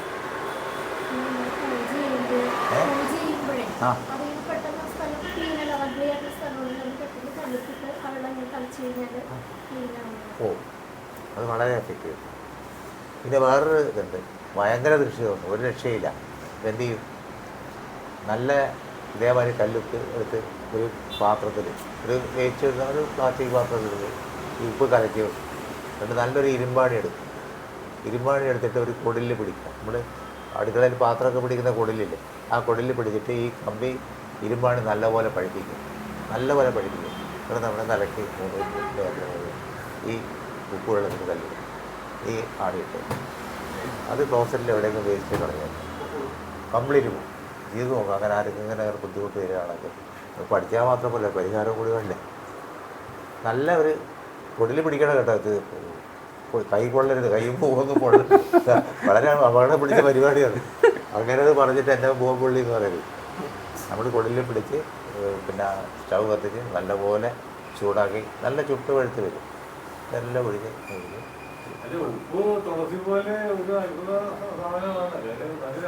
പിന്നെ വീട്ടിൽ നെഗറ്റിവിറ്റി വരാതിരിക്കാൻ നേരെ വീടിൻ്റെ മുമ്പിൽ തുളസി വെക്കുക. വീടിൻ്റെ മുമ്പിൽ ഇവിടെ മുൻവശത്തില്ലേ, മുൻവാതിലിൻ്റെ മുമ്പിൽ തുളസി നടന്നില്ലേ? അതെന്തിനാ? തുളസി വെക്കാം, വൃക്ഷങ്ങളാണ് പാടില്ലാത്തത്. എന്നാ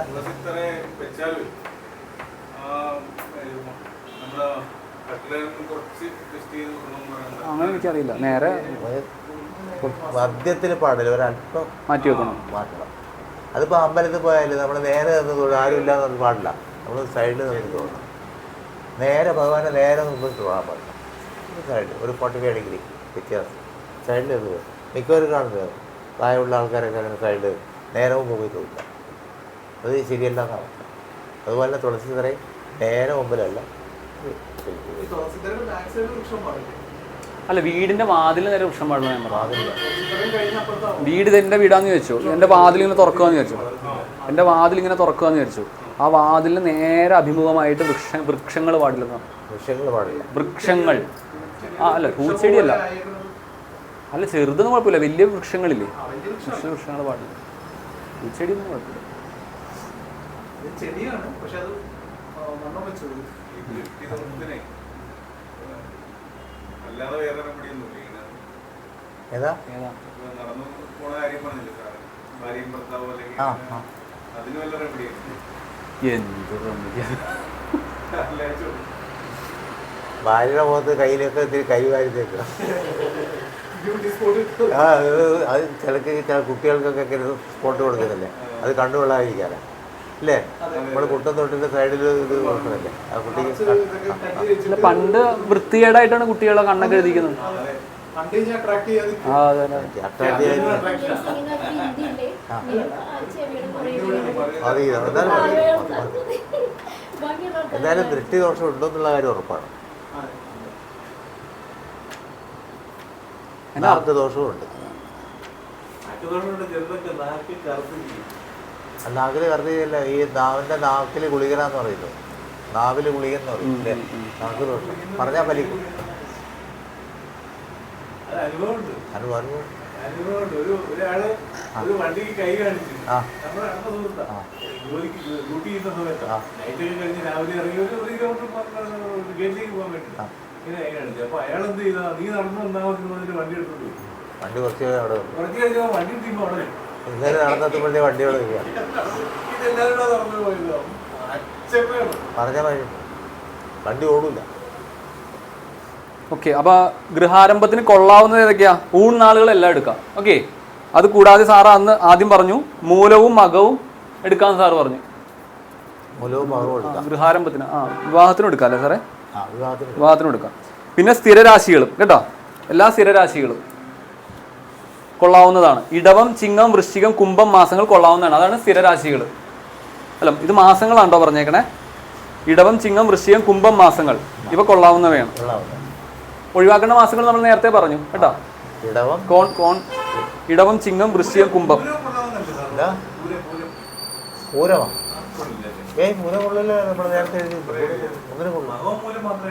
മകവും മൂലവും മാത്രം. മകം മൂലവും കൊള്ളാം.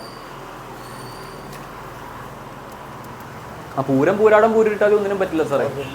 പൂരങ്ങൾ പറയില്ല. ഇടവം, ചിങ്ങം, വൃശ്ചികം, കുംഭം മാസങ്ങളാണ് ഏറ്റവും നല്ല മാസങ്ങൾ.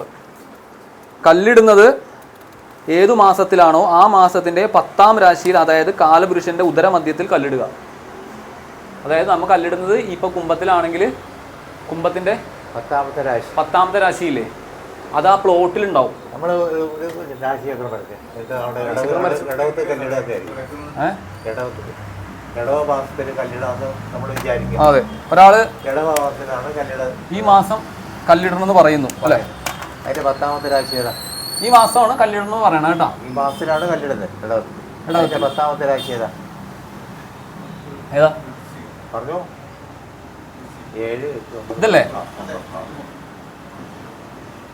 കുംഭം. ഈ കുംഭൻ രാശിയുടെ മധ്യത്തിൽ കല്ലിടാം. അതിലെ അതിലേ പറഞ്ഞേ 10ാം അതല്ലേ? ഏത് മാസത്തിലാണോ എന്ന് പറഞ്ഞു. അതെ, 10ാം വിവാഹം.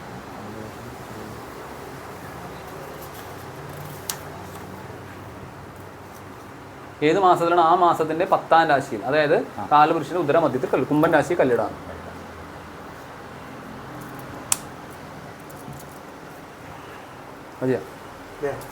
അതെ, ശരിയാണ്. ഇനി ഗുളികകാലം കച്ചവടാരംഭത്തിന് നല്ലതാണ്. മുഹൂർത്ത ശാസ്ത്രത്തിൽ സൂര്യനെ പാപിയായി കണക്കാക്കിയിട്ടില്ല കേട്ടോ. സൂര്യൻ പാപിയല്ല, വിവാഹ കാര്യത്തിൽ മാത്രമേ സൂര്യൻ പാപിയുള്ളൂ. മുഹൂർത്തത്തിൽ സൂര്യനെ നമ്മൾ പാപിയായിട്ട് എടുക്കുന്നത്. കേതുവിനെ മുഹൂർത്ത ശാസ്ത്രത്തിൽ ഇടവ മാസത്തിലാണ് കല്ലിടുന്നത്. ഇടവ മാസത്തിലാണ് കല്ലിടാൻ നമ്മൾ നിശ്ചയിച്ചത്. ആ അതിൻ്റെ 10ാമത്തെ രാശിയിലാണ് കല്ലിടേണ്ടതെന്നാണ് പറഞ്ഞത്. കല്ലിടാനൊരു സാധനം വേണ്ടേ, കല്ലിടണ്ടേ? എന്താ? ആ ഭൂമിയുടെ ഭൂമിയുടെ അല്ല, അല്ല പേജ് 89 ഇതിൽ പറഞ്ഞേക്കണ ഭൂമിയുടെ അല്ല.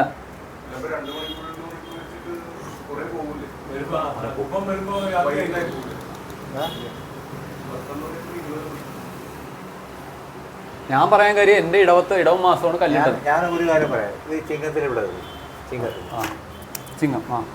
ചിങ്ങമാസത്തിലാണ് നമ്മൾ മുഹൂർത്തമായിട്ട് എടുക്കുന്നത് കല്ലിടാൻ. ചിങ്ങത്തിൻ്റെ 10ാമത്തെ രാശി ഏതാ?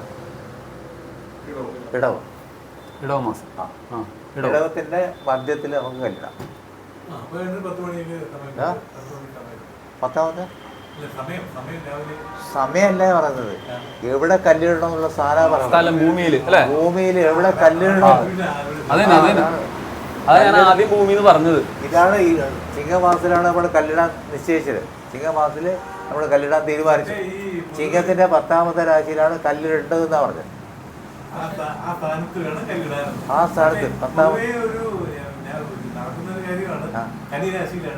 അത് പഴയ ആൾക്കാർ ചെയ്യുന്നതാണ്. കന്നിരാശിയിൽ കല്ലിടാൻ പറ്റില്ല, പാടില്ല.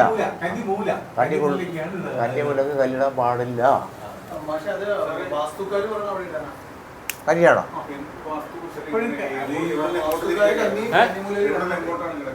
ഇവിടെ ഹെഡ്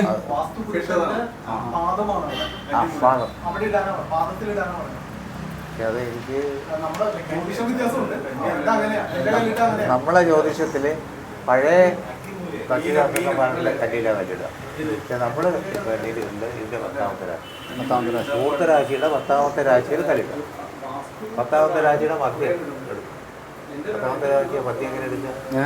10 മീറ്റർ ഉണ്ടെങ്കിൽ ഇവിടെ ഒരു 6 മീറ്റർ, ഇവിടുന്ന് 4 മീറ്റർ എടുത്താലും മധ്യത്തിൽ, ഇടവത്തിന്റെ മധ്യത്തിൽ. 4 രാശിയില്ലേ ഇടവം? അതെ അതെ. ആ പ്ലോട്ട് തിരിക്കും നമ്മള്, അങ്ങനല്ലേ? പ്ലോട്ട് തിരിച്ചിട്ട് തന്നെയല്ലേ? ഞാൻ അങ്ങനെ തന്നെ ചെയ്തു. എൻ്റെ ഇടവ മാസത്തിലായിരുന്നു കല്ലിട്ടത്. അപ്പോൾ ഇടവ മാസത്തിൽ കല്ലിട്ടത് ഇവിടെ ഈ ഭാഗത്തായിട്ട്, അതായത് പ്ലോട്ടിന്റെ ഈ കുംഭൻ രാശിയിലായിട്ടാണ് കല്ലിട്ടത്.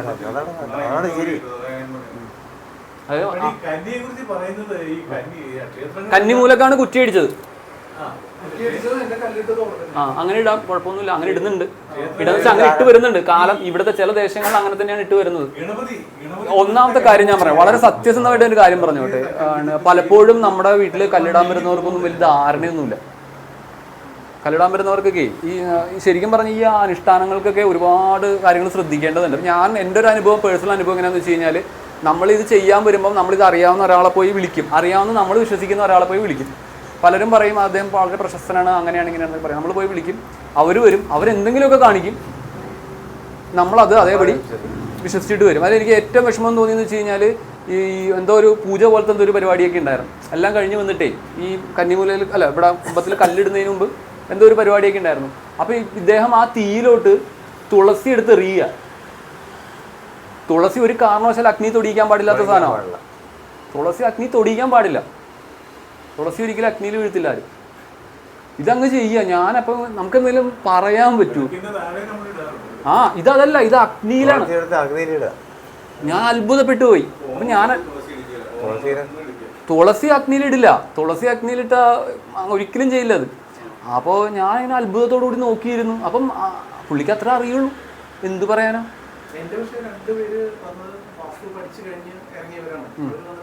ഞാനൊരു കാര്യം കന്നി ആയിക്കോട്ടെ. സാറ് പറയട്ടെ, സാറിപ്പോ വാസ്തു പഠിച്ചു എന്ന് പറയണ്ടല്ലോ, ഈ ഇവരുടെ പഠിത്തം ശരിയാണോ നമുക്കറിയാവോ? ആയിക്കോട്ടെ, അത് ശരിയാണെന്ന് വല്ല ഉറപ്പുണ്ടോ? സാറ് കേരളത്തിലെ ഒരു ഇൻസ്റ്റിറ്റ്യൂട്ട് ഉണ്ട്, വളരെ നന്നായിട്ട് വാസ്തു പഠിക്കുന്നു വെച്ചാൽ വലിയ ഫീസ് വാങ്ങിച്ച് പഠിക്കുന്നു. സ്ഥലം പറയല്ലേ സാറേ? അപ്പം എന്താ വിഷയം എന്ന് വെച്ച് കഴിഞ്ഞാൽ, അവിടെ പഠിപ്പിക്കുന്നതൊന്നും ശരിയാണെന്ന് നമുക്കങ്ങ് ഒരു നിർബന്ധവുമില്ല. പലരും എനിക്ക് എൻ്റെ പേഴ്സണൽ അനുഭവം, ഞാൻ വീട് വെക്കാൻ സമയത്ത് ഞാൻ ഇരുന്ന് വാസ്തു പഠിച്ചു. എന്നിട്ട് കേരളത്തിൽ നന്നായിട്ട് വാസ്തു അറിയാവുന്ന ഒരാളുണ്ട്. അത് നമ്മൾ പറയുന്ന പോലെ ഈ ലേബലുകളൊന്നുമില്ല. അപ്പോൾ അദ്ദേഹമാണ് എനിക്കൊരു ഡിസൈൻ ചെയ്ത് തന്നത്. എന്നിട്ട് ഞാൻ അതിൻ്റെ പുറത്ത് കുറേ അധ്വാനിച്ചു. നമുക്കൊരു കാര്യം ചെയ്യണമെങ്കിൽ നമ്മൾ തന്നെ അധ്വാനിക്കണം.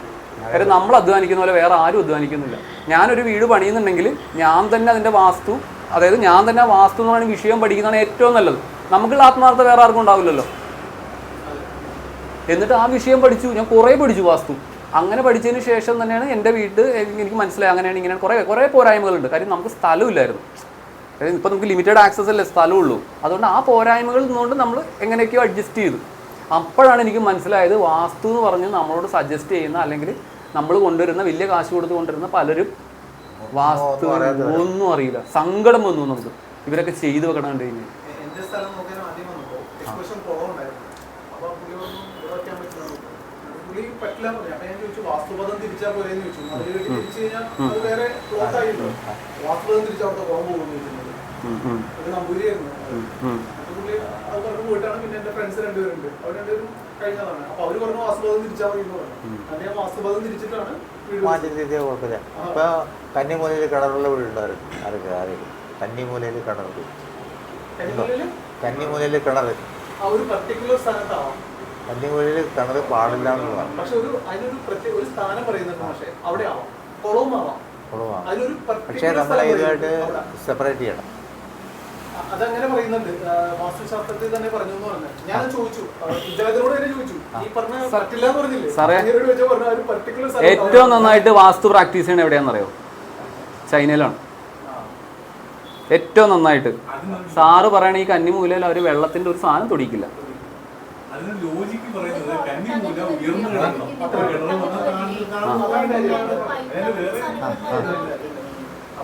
പൈപ്പ് അത് ആ ടാപ്പ് ഉപയോഗിക്കാതിരിക്കാം. ഇനിയിപ്പോ അതൊന്നും ആലോചിക്കണ്ട. ആലോചിച്ചാൽ ബുദ്ധിമുട്ടാണ്.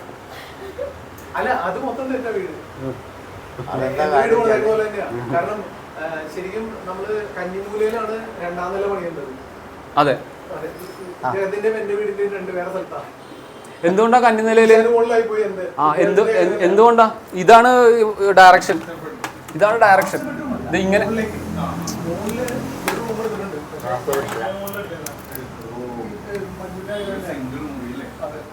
ഇതുണ്ടാ, ഇങ്ങനെയാണ് ഇതിന്റെ ഒരു ഡിസൈൻ. ഒരു കോഴിമുട്ട പോലെ ആണ് മൊത്തത്തില് ഡിസൈൻ. ഈ ഭൂമിയുടെ സഞ്ചാരം ഇങ്ങനെയാണെന്നാ പറയണേ. ഇത് നോർത്ത് ഈസ്റ്റ് കോർണറിലാണ്. അപ്പൊ പ്രാണന്റെ സഞ്ചാരം എങ്ങനെയാണ്? ഇങ്ങനെയാണ്. മനസ്സിലായ? പ്രാണൻ ഇങ്ങനെ സഞ്ചരിക്കുന്നത്. അതായത് ഈശാന കോണെന്ന്, അതായത് ഈസ്റ്റ് നോർത്ത് ഈസ്റ്റ് നിന്നാണ് പ്രാണൻ വീടിന്റെ അകത്തോട്ട് വരുന്നത്. അപ്പൊ ഈ ഭാഗം ആണ് ഹെവി ആയിട്ട് വരണ്ടേ.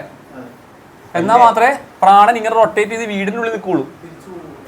ആ ഈ ഭാഗം ഹെവിനെസ് ഇല്ലെങ്കിൽ ഇത് നേരെ ഇങ്ങോട്ട് പോകും. അതുകൊണ്ടാണ് കന്നിമൂലയിൽ ഹെവിനെസ് വരണം എന്ന് പറയുന്നത്. നമ്മൾ വീട് പണിയുമ്പം ആദ്യം മതിൽ കെട്ടേണ്ട ഏരിയ ഏതാണെന്നറിയോ? കന്നിമൂല. ഈ ഭാഗം ബ്ലോക്ക് ചെയ്യണം. അതാണ് ബ്ലോക്ക് ചെയ്യേണ്ടത്. ഏത് ഭാഗത്തെ മെറ്റീരിയൽ ഇറക്കിയിട്ടുണ്ടെന്നറിയോ? കന്നിമൂലയിൽ ഇടണം. അവിടെ വെയിറ്റ് കൊടുക്കണം. മാക്സിമം വെയിറ്റ് അവിടെ വരണം.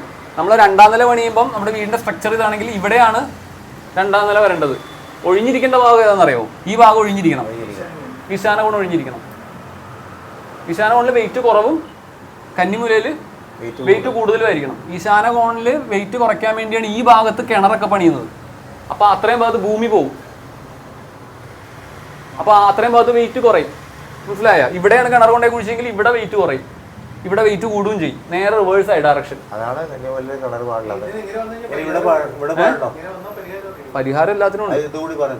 തെക്ക് കിഴക്ക് മൂലയ്ക്ക് കിണർ പറ്റുമോ? തെക്ക് കിഴക്ക് മൂലയ്ക്ക് കിണർ പറ്റുമോ? ഞാൻ കിണർ മാറ്റി കൊടുത്ത ശേഷം ആ വീട്ടുകാർ നന്നായിട്ട്. തെക്ക് കിഴക്ക് കിണറുള്ളൊരു വീടുണ്ടായിരുന്നു. എന്നും പ്രശ്നങ്ങളാണ്. അതാണ് തെക്ക് കിഴക്ക് കിണർ ഒഴിവാക്കി. അഗ്നി കോണിൽ കിണർ ഒരിക്കലും പാടില്ല. അതുപോലെ ടാപ്പും പാടില്ല, അകത്തും പാടില്ല, പൈപ്പും പാടില്ല. വെള്ളമായിട്ട് യാതൊരു ബന്ധവും പാടില്ല. മെയിൻ സ്വിച്ചൊക്കെ ഇലക്ട്രിസിറ്റി ഒക്കെ വെക്കാം, അഗ്നി വെക്കാം, എല്ലാം വെള്ളം. പരിഹാരം എനിക്ക് പറഞ്ഞാൽ ക്രിസ്റ്റൽ തൽക്കാലം കൊണ്ട് അതാണ് ചൈനീസ് വാസ്തു. താൽക്കാലിക പരിഹാരം മാത്രമാണ്. പക്ഷെ അവിടെ പണിതാലേ ഇതിന് സൊല്യൂഷൻ ഉണ്ടാവുള്ളൂ. അതാണ് ചൈനീസ് വാസ്തു. ഇവിടെയൊക്കെ കിണർ പണിയാം കേട്ടോ. ഇവിടെ കിണർ പണിയാം, ഇവിടെ കിണർ പണിയാം, ഇവിടെ കിണർ പണിയാം. ഇത്രയും പറയാം. ഇത്രയാകാം കേട്ടോ. അതാ പറഞ്ഞു ഇത്രയാകാം. ഇവിടെ നിന്ന് അങ്ങോട്ട് പോകുമ്പോ കളി മാറും. പണിയാവും.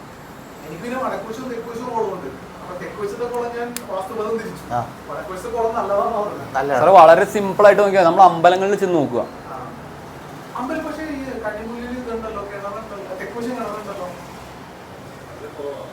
വളരെ കുറവാണ്. അതിപ്പോ പുതിയ അമ്പലങ്ങളായിരിക്കും, അതായിരിക്കും കേരളത്തിൽ സാറ് നല്ല ഇതുള്ള നല്ല കൺസ്ട്രക്ഷൻ ഉള്ള അമ്പലങ്ങളിലൊക്കെ പോയി കഴിഞ്ഞാൽ നമ്മൾ അവിടെ കാണുന്ന കാഴ്ച എന്താ? ഈ ഭാഗത്തായിരിക്കും കുളം, അമ്പലക്കുളം ഈ ഭാഗത്തായിരിക്കും. നോർത്ത് ഈസ്റ്റ് കോർണറിലായിരിക്കും കുളം എന്ന് പറയുന്നത്. അമ്പലത്തിനുള്ളിൽ പോയി ശിവക്ഷേത്രത്തിന്റെ ഉള്ളിൽ പോയാലും നോർത്ത് ഈസ്റ്റ് കോർണറിലായിരിക്കും എന്ത് ഈ ഏതാണ് എവിടെയാ? അത് ഇപ്പുറത്തെ ഭാഗത്താണ്. എവിടെയാ? എനിക്കറിയില്ല. അതിനെന്താ പടിഞ്ഞാറ് വടക്കാൻ കുഴപ്പം? വടക്ക് പടിഞ്ഞാറ് കിണറിന് എന്താ കുഴപ്പം? വടക്ക് പടിഞ്ഞാറ് എന്താ കുഴപ്പം? വടക്ക് പടിഞ്ഞാറാണോന്ന് പറഞ്ഞില്ല. വടക്ക് പടിഞ്ഞാറ് കുഴപ്പമില്ല. വടക്ക് പടിഞ്ഞാറിന് കുഴപ്പമൊന്നുമില്ല. വടക്ക് പടിഞ്ഞാറ് കുഴപ്പമൊന്നുമില്ല. ഞങ്ങളുടെ എന്താണെന്നറിയോ, പരശുരാമൻ പ്രതിഷ്ഠിച്ചതാ പിനാതമൂർത്തിയാണ്. പക്ഷെ തെക്കുവശമാണ് കിണറ്. അവരുടെ ഇതൊക്കെ ചായപ്പൊക്കെ അവിടെ തന്നെയാണ്. അവിടെ നിന്നാണ് കോരിയവര് വെള്ളം കുടിക്കുന്നത്. പണ്ട് പോലെ പറയാൻ പറ്റില്ല സാർ, അത് പിന്നീട് ചിലപ്പോൾ കിണർ കുത്തിയതായിരിക്കാം. പക്ഷെ ഒരുപാട് പരിപ്പഴക്കമുള്ള എല്ലാ അമ്പലങ്ങളിലും നമുക്ക് നോക്കി അറിയാം, കുളം അമ്പലക്കുളം നോർത്ത് ഈസ്റ്റ് കോർണറിലായിരിക്കും. അതിലൊരു മാറ്റവും ഇല്ല. അതേപോലെ തന്നെ തിടപ്പള്ളി ഏത് ഭാഗത്തായിട്ടായിരിക്കും? സൗത്ത് ഈസ്റ്റ് ആയിരിക്കും. അവിടെ മൊത്തം തെറ്റാത്. സൗത്ത് ഈസ്റ്റ് ആണ് തിടപ്പള്ളി വരേണ്ടത്. തെക്ക് പിന്നെ അതിനു വേണ്ടിയാണ് അവിടെ കിണറിങ് ആക്കിയെന്ന് പറയുന്നത്. അതായത് കേരളത്തില് നമ്മൾ അടുക്കള കൊണ്ടുപോയി വെക്കുന്നത് എവിടെയാ? നോർത്ത് ഈസ്റ്റിൽ കൊണ്ടുപോയിട്ട് അടുക്കള വെക്കുന്നത് കണ്ടുണ്ടോ? നോർത്ത് ഈസ്റ്റിലല്ല അടുക്കളയുടെ സ്ഥാനം. അടുക്കളയുടെ സ്ഥാനം ഏതാ? സൗത്ത് ഈസ്റ്റ് ആണ്. പിന്നെ എന്തുകൊണ്ട് ഈ നോർത്ത് ഈസ്റ്റിൽ അടുക്കള വന്നു എന്നറിയാമോ? അവിടെ കിണറുള്ളതുകൊണ്ടാണ്. കാര്യം കിണറ്റിൽ നിന്ന് വെള്ളം കോരിയിട്ട് വേണം പാചകം ചെയ്യാൻ. നല്ല കാര്യം.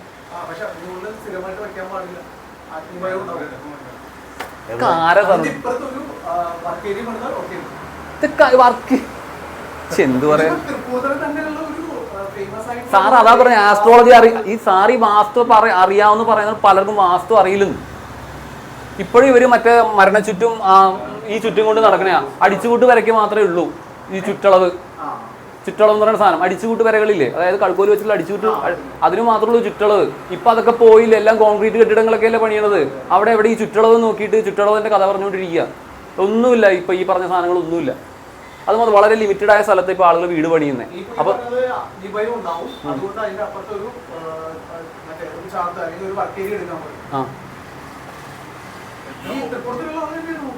അതെ സാറേ, ആയിക്കോട്ടെ, ഇല്ലെന്ന് ഞാൻ പറയുന്നില്ല. ജ്യോതിഷം അറിയാവുന്നവർക്ക് എല്ലാവർക്കും ജ്യോതിഷം അറിയാവും. ഞാനിപ്പോ പഠിച്ചേക്കണെന്ന് ഇവര് പറയുന്നു. എന്തൊക്കെയോ 2-3 കാര്യങ്ങൾ ക്ലിക്ക് ആവുന്നു. നാട്ടുകാർ മുഴുവൻ ഇവരുടെ പുറകെ ഓടുന്നു. ഇതാണ് സംഭവിക്കണേ.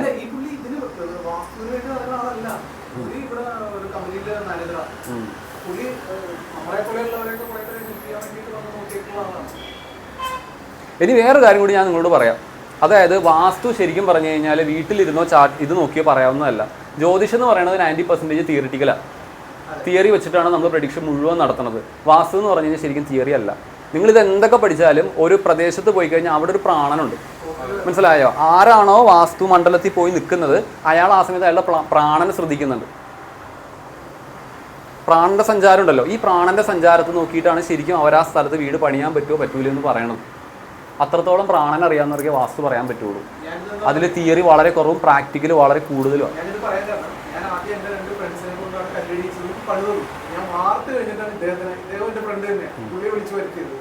രണ്ടാമതൊരു ഒപ്പീനിയൻ എടുക്കാൻ വേണ്ടിയില്ല. ഇവർ രണ്ടുപേരും മുകളിലേക്ക് നോക്കിയിട്ടില്ല. അതാ രസം. മുകളിൽ ടീച്ചറിന് മുകളിലായി പോയി മുകളിലത്തെ റൂം താഴ്ത്ത് ഇവർ നോക്കി കഴിഞ്ഞപ്പോൾ ഇങ്ങനെ കണക്ക് കൊടുത്തിട്ട് പറഞ്ഞു, ഇത് ഒന്ന് സെന്ററിൽ ഇത് സ്റ്റെയർ വരാൻ പാടില്ല എന്ന് പറഞ്ഞാൽ ഈ മൊത്തം ഇതിന്റെ സെൻട്രൽ പോർഷനിൽ മുകളിലേക്കുള്ള സ്റ്റെയർ വരാൻ പാടില്ല. അതൊന്ന്.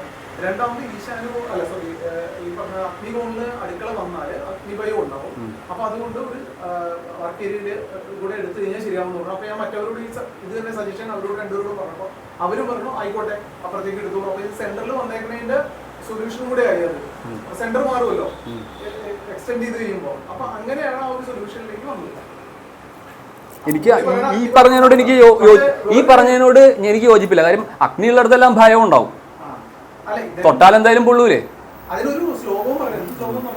എനിക്കതിനോട് ഒട്ടും യോജിക്കില്ല. അങ്ങനെയാണെങ്കിൽ എവിടെ വേണമെന്ന് പുള്ളിയോട് ചോദിക്കാറുന്നില്ലേ? ഏതാ? എവിടെ വേണം അടുക്കള? അല്ല, ബാക്കി രണ്ടിടത്തും കുഴപ്പമില്ല. ഏത് രണ്ടിടത്തും? ഈ പറഞ്ഞ ഈശാന കോണിലും അതുപോലെ തന്നെ സാറേ ഈശാന കോണില് അടുക്കള വെക്കാന്ന് പറഞ്ഞാൽ തന്നെ പോയി. അല്ല, പൂർണ്ണമായിട്ടല്ല. സെക്കൻഡ് ഓപ്ഷൻ ആണ് അത്. ഏത്? ഫസ്റ്റ് ഓപ്ഷൻ അവിടെ തന്നെയാണ്. ഫസ്റ്റ് ഓപ്ഷൻ ഏതാ? വടക്ക് പടിഞ്ഞാറൻ പോലെ തന്നെയാണ്. ആ വടക്ക് പടിഞ്ഞാറോ? വടക്ക് പടിഞ്ഞാറൻ മൂല, വടക്ക് കിഴക്കേ മൂലയുമാണ് ഉള്ളത്. മൂന്നാമത്തെ ഓപ്ഷനാണ് നമ്മുടെ അഗ്നികോണം. പക്ഷേ ശുദ്ധ മണ്ഡലം. തമിഴ്നാട് മുഴുവൻ അഗ്നികോണിലാണ്. ശുദ്ധ മണ്ടത്തരം. അങ്ങനെയാണെങ്കിൽ ഈ കാണുന്ന ക്ഷേത്രങ്ങളിലൊന്നും ഈ സൗത്ത് ഈസ്റ്റിൽ തിടപ്പള്ളി വരില്ല. സാറേ കേരളത്തിലെ നിങ്ങളുടെ ക്ഷേത്രം വിട്, ബാക്കി എല്ലാ ക്ഷേത്രങ്ങളിലും പോയി നോക്കിക്കോ. എല്ലായിടത്തും തിടപ്പള്ളി എവിടെയാന്ന് നോക്ക്, എവിടെയാണ് പാചകം ചെയ്യണേന്ന് നോക്ക്. അപ്പൊ അവരൊക്കെ വിഡ്ഢികളായിരുന്നോ? എവിടെ വേണമെങ്കിലും നോക്കിക്കോ, എല്ലായിടത്തും. അതുപോലെ ബ്രാഹ്മണന്മാരുടെ വീട്ടിൽ പോയി നോക്കിക്കോ. ഇവന്മാര് നമുക്ക് പറഞ്ഞു തരുമ്പോൾ ഇപ്പുറത്തോട്ടൊക്കെ പണിതോളാൻ പറയും. കിണറും ഇതൊക്കെ അവര് നല്ല അന്തസ്സായിട്ട് പണിയേണ്ട പോലെ തന്നെ പണി. സാറി 1, 2, 3 ലോക്കൽ വിട് വിട്.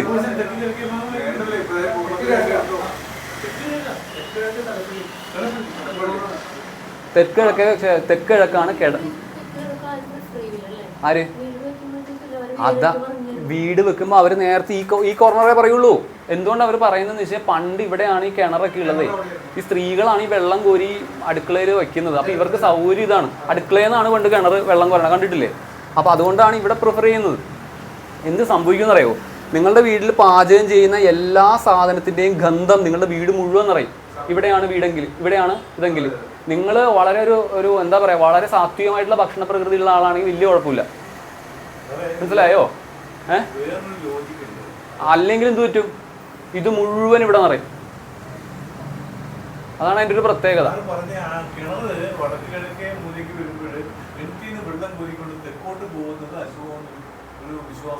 അശുഭത്തിന്റെ അല്ല സാർ, എടുത്തോണ്ട് പോകണ്ടേ, ഇവരെന്നെ കൊണ്ടോണ്ടേ. സാറേ മീനൻ രാശി, ഞാനൊരു ചോദ്യമുണ്ട്. മീനൻ രാശി ജലരാശിയാണോ? മീനം ജലരാശിയാണോ? അവിടെ കിണറ് പാടില്ലേ? ജലരാശിയിൽ കിണറ് പാടില്ലേ? അവിടെ പാടില്ലെന്ന് പറഞ്ഞാൽ എങ്ങനെ ചെയ്യാവൂ? കിണറ് കെട്ടിൻ്റെ സ്ഥാനം വടക്ക് കിഴക്ക് തന്നെയാണ്, പറയാൻ പറ്റും. തെക്ക് കിഴക്ക് പോകില്ല എന്തായാലും. വടക്ക് പടിഞ്ഞാറോ? ജഗത്തിന്റെ അടുക്കളയും അമ്പലത്തിന്റെ അടുക്കളയും ഇങ്ങനെ വരാൻ കാര്യം ജഗത്തിന്റെ കിണറ് വടക്ക് കിഴക്കേ മൂല ആയതുകൊണ്ട് വെള്ളം സാറ് പറഞ്ഞ പോലെ വെള്ളം കിണറുള്ള സൗകര്യം. ഇനി നമ്മള് കിണറ് ഇപ്പുറത്തും അടുക്കള തെക്കേ മൂലയിലും ആക്കിയാലുള്ള കുഴപ്പമെന്ന് പറഞ്ഞാൽ വെള്ളം തെക്കോട്ട് പോയിക്കൊണ്ട് പോകണം. ഈ തെക്കോട്ട് വെള്ളം പോയിക്കൊണ്ട് പോകുന്ന കാര്യം എന്ന് പറഞ്ഞാൽ പിതൃകർമ്മത്തിന് തെക്കോട്ട് വെള്ളം അത് ശരി നല്ലതല്ല, ഐശ്വര്യമല്ല എന്നുള്ളത് കൊണ്ടാണ് നമ്മൾ ഈ അടുക്കള കിഴക്ക് ഈ ഭാഗത്തേക്ക് മാറ്റുന്നത്. അമ്പലങ്ങൾക്ക് ഈ പറഞ്ഞത് തെക്ക് കിഴക്കേ മൂലയ്ക്ക് തന്നെയാണ്.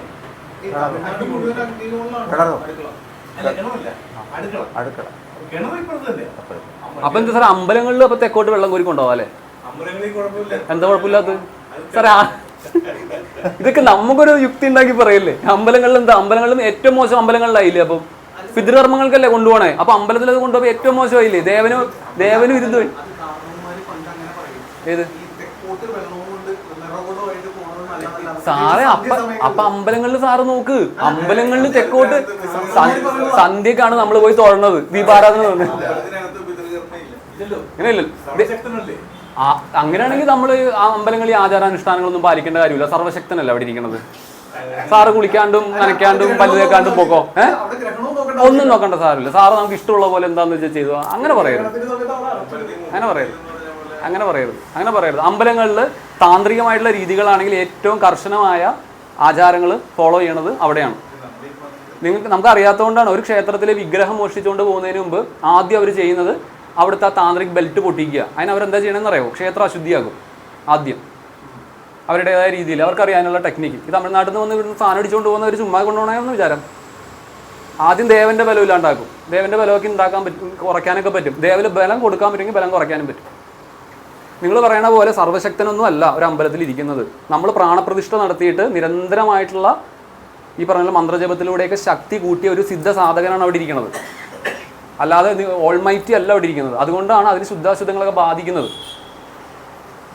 ഇപ്പം എല്ലാവരും ഗുരുവായൂരിൽ തന്നെ പോകണത്. ഇവിടെ കൃഷ്ണൻ അമ്പലമുണ്ട്, ഇവിടെ പോയാൽ പോലെ എല്ലാവരും ഇതിനെ ഗുരുവായൂർ പോകും.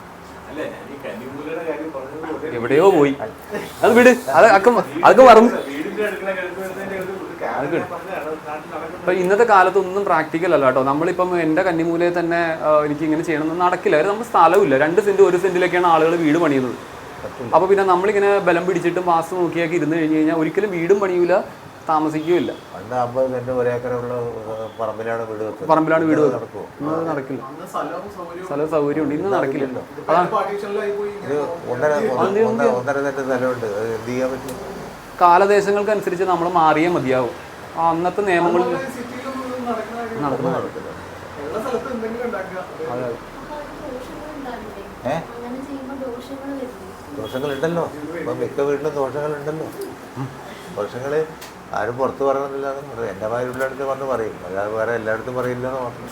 ദോഷങ്ങളുടെ ഇഷ്ടമാരി എനിക്കറിയാം. എൻ്റെ അടുത്ത് വരുന്ന പല ആൾക്കാരുടെ ദോഷങ്ങൾ എനിക്കറിയാം. അത് നാളെ നിർത്തി പറഞ്ഞു കിടക്കേണ്ട കാര്യമില്ല. വീട്ടിൽ ദോഷങ്ങളുണ്ട്, അഭിപ്രായ വ്യത്യാസങ്ങളുണ്ട്, തമ്മിൽ തല്ലുണ്ട്. പരിഹാരം പിന്നെ നമ്മുടെ കർമ്മത്തിന്റെയും കൂടെ വരുമെന്ന്. നമ്മുടെ കർമ്മത്തിൻ്റെ ദോഷമുണ്ട്. കാരണം അല്ലെങ്കിൽ 3 പേര് വന്ന് നോക്കിയിട്ട് അല്ല, അത് സാറ് പറഞ്ഞ 100% ശരിയാ. നിങ്ങൾ എത്ര വാസ്തു അറിയാവുന്ന ആളായിക്കോട്ടെ, എന്തും ആയിക്കോട്ടെ, ആ കറക്റ്റ് ടൈമിന് ആരെങ്കിലുമൊക്കെ വന്ന് എന്തെങ്കിലുമൊക്കെ ചെയ്ത് കൂട്ടിയിട്ട് പോകും. അതെ. എനിക്ക് പേഴ്സണൽ അനുഭവമുണ്ട്. നമ്മൾ വളരെയധികം ശ്രദ്ധിച്ചാൽ പോലും ഉണ്ടല്ലോ, അവസാനം എന്തെങ്കിലുമൊക്കെ ഒപ്പിക്കും. അത് നമ്മൾ അനുഭവിക്കാന്ന്. അതല്ലാതെ ഞാൻ ഓൾറെഡി വേറെ പണിത് കഴിഞ്ഞതിന് ശേഷം എന്ന് പറഞ്ഞാൽ ഔട്ട്ലൈൻ മുഴുവൻ കഴിഞ്ഞതിന് ശേഷം കൊണ്ടുവന്നിട്ട് ഒരാളെ കാണിച്ചിട്ട് മുകളിലേക്കുള്ള പുള്ളി നോക്കിയില്ല. കഞ്ഞിക്കുലയിലാണോ മുകളിൽ പണിതേക്കണെന്നുള്ള പുള്ളി നോക്കിയില്ല. ആ ദോഷം പറഞ്ഞേയില്ല. ഈ 3 പേര് കണ്ടിട്ടും പറഞ്ഞില്ല. അപ്പൊ നമുക്ക് അനുഭവിക്കാനുള്ളത് കിട്ടണം. അത്രേ ഉള്ളൂ. എനിക്കങ്ങനെ പറ്റിയിട്ടുണ്ട്. പ്ലംബറൊക്കെ വന്നിട്ട് എൻ്റെ ഒരു കാര്യം, ആ സാറിന് സൗകര്യം ആയിക്കോട്ടെ എന്ന് ചോദിച്ചിട്ട് ഈ പറഞ്ഞ പോലെ കന്നിമൂലയിൽ കൊണ്ട് പൈപ്പൊക്കെ വെച്ചിട്ട് പോയി. അത് കാറൊക്കെ കഴുകാൻ സൗകര്യമാണ്, ഇരിക്കട്ടെ. ഞാൻ പറയും തന്നോട് ഞാനിവിടെ പൈപ്പ് വെക്കാൻ പറഞ്ഞാൽ അത് സൗകര്യമാണ്, നല്ലതാണ്, അവിടെ ഇരിക്കട്ടെ. മാറ്റാൻ പറഞ്ഞിട്ടുള്ള മാറ്റണില്ല. ഞാൻ എന്നെ മാറ്റിച്ചു. കഞ്ഞിക്കുല കൊണ്ട് അടിപൊളിയാണ്. ഒരല്പം ദോഷം ഇരിക്കട്ടെ എന്ന് വിചാരിച്ചു. ഇതെന്തെങ്കിലുമൊക്കെ ഇവർ ചെയ്തിട്ട്, ആരെങ്കിലുമൊക്കെ ചെയ്തിട്ട് പോകും. അതേപോലെ ഈ പറഞ്ഞ പോലെ എല്ലാ കാര്യവും നമുക്ക് എല്ലാവരുടെ അടുത്ത് സ്ഥാപിക്കാൻ പറ്റില്ല. നമ്മുടെ വീട്ടിൽ ചിലപ്പോൾ നമ്മുടെ അച്ഛനും അമ്മയും ഭാര്യയും ഒക്കെ ഉണ്ടാവും. അവരൊന്നും പറഞ്ഞ് ചിലപ്പോൾ നമുക്ക് കൺവിൻസ് ചെയ്യാൻ പറ്റില്ല. അപ്പോൾ അവർ പറയും ഇന്ന സാധനം ഇന്ന സ്ഥലത്ത് തന്നെ വേണം, അല്ലെങ്കിൽ അത് പ്രായോഗികമായ ബുദ്ധിമുട്ടുകൾ പറയും. മനസ്സിലായോ? അങ്ങനെ ഉണ്ടല്ലോ, പ്രാക്ടിക്കാലിറ്റി എന്ന് പറഞ്ഞ സാധനം ഉണ്ടല്ലോ. അല്ലെങ്കിൽ ഈ പറഞ്ഞ പോലെ ഇവിടുന്ന് വെള്ളം കോരി അങ്ങോട്ട് കൊണ്ടുപോകാൻ പറഞ്ഞ ബുദ്ധിമുട്ടുകളൊക്കെ ഉണ്ട്. അപ്പോൾ ഈ പ്രാക്ടിക്കാലിറ്റി നോക്കുമ്പം നമ്മൾ എന്നാൽ പിന്നെ ആയിക്കോട്ടെ, അല്ലാണ്ട് എന്ത് ചെയ്യും? അതുകൊണ്ട് 100% ഇന്നത്തെ കാലത്തിൻ്റെ സിസ്റ്റം ഇന്നത്തെ കാലത്ത് പറ്റില്ല. അപ്പോൾ നമ്മൾ കാലത്തിനനുസരിച്ച് കോലം മാറണം. അതായത് സംഭവം പണ്ടത്തെ കാലം എന്ന് പറഞ്ഞാൽ വീട്ടിൽ സ്ത്രീകൾ 3 ദിവസം 4 ദിവസം അടുക്കളയിൽ കയറില്ല. ഇന്നത്തെ കാലത്ത് എന്താ ചെയ്യുക? നടക്കില്ല. അപ്പോൾ മാറിയിരിക്കാനുള്ള സൗകര്യമില്ല. മാറിയിരിക്കാൻ സൗകര്യമുണ്ട്, വരപ്പുരയുണ്ട്, അവിടെ പോയി കിടക്കും. വായി കിട്ടി അവിടെ പോയി കിടക്കും. ഇതൊക്കെ പറ്റുമോ? അതൊന്നും ചെയ്യാമില്ല. അന്ന് എന്താ മാറിയൊക്കെ അവരൊന്നും ചെയ്യില്ല. വീട്ടിൽ വേറെ ആളുണ്ട് ചെയ്യാൻ. വീട്ടിലാറുണ്ട്. ഇവർ ഈശ്വര എല്ലാ മാസവും ഒരു 6 ദിവസം കെട്ടിട്ടേക്ക് വെച്ചു സ്വത്തായി കിടക്കാമല്ലോ. ഇന്ന് അതില്ലല്ലോ, അത് പറ്റൂല. പറ്റൂല. അതാണ് പറ്റില്ല. 2 പേരേ ഉള്ളൂ വീട്ടിൽ. എന്ത് ചെയ്യും? 3 പേരുണ്ടാവും വീട്ടിൽ. വീട്ടിലുണ്ട്. അതെന്ത് ചെയ്യും? അച്ഛനും അമ്മയും നമ്മൾ ദിവസം മാറും.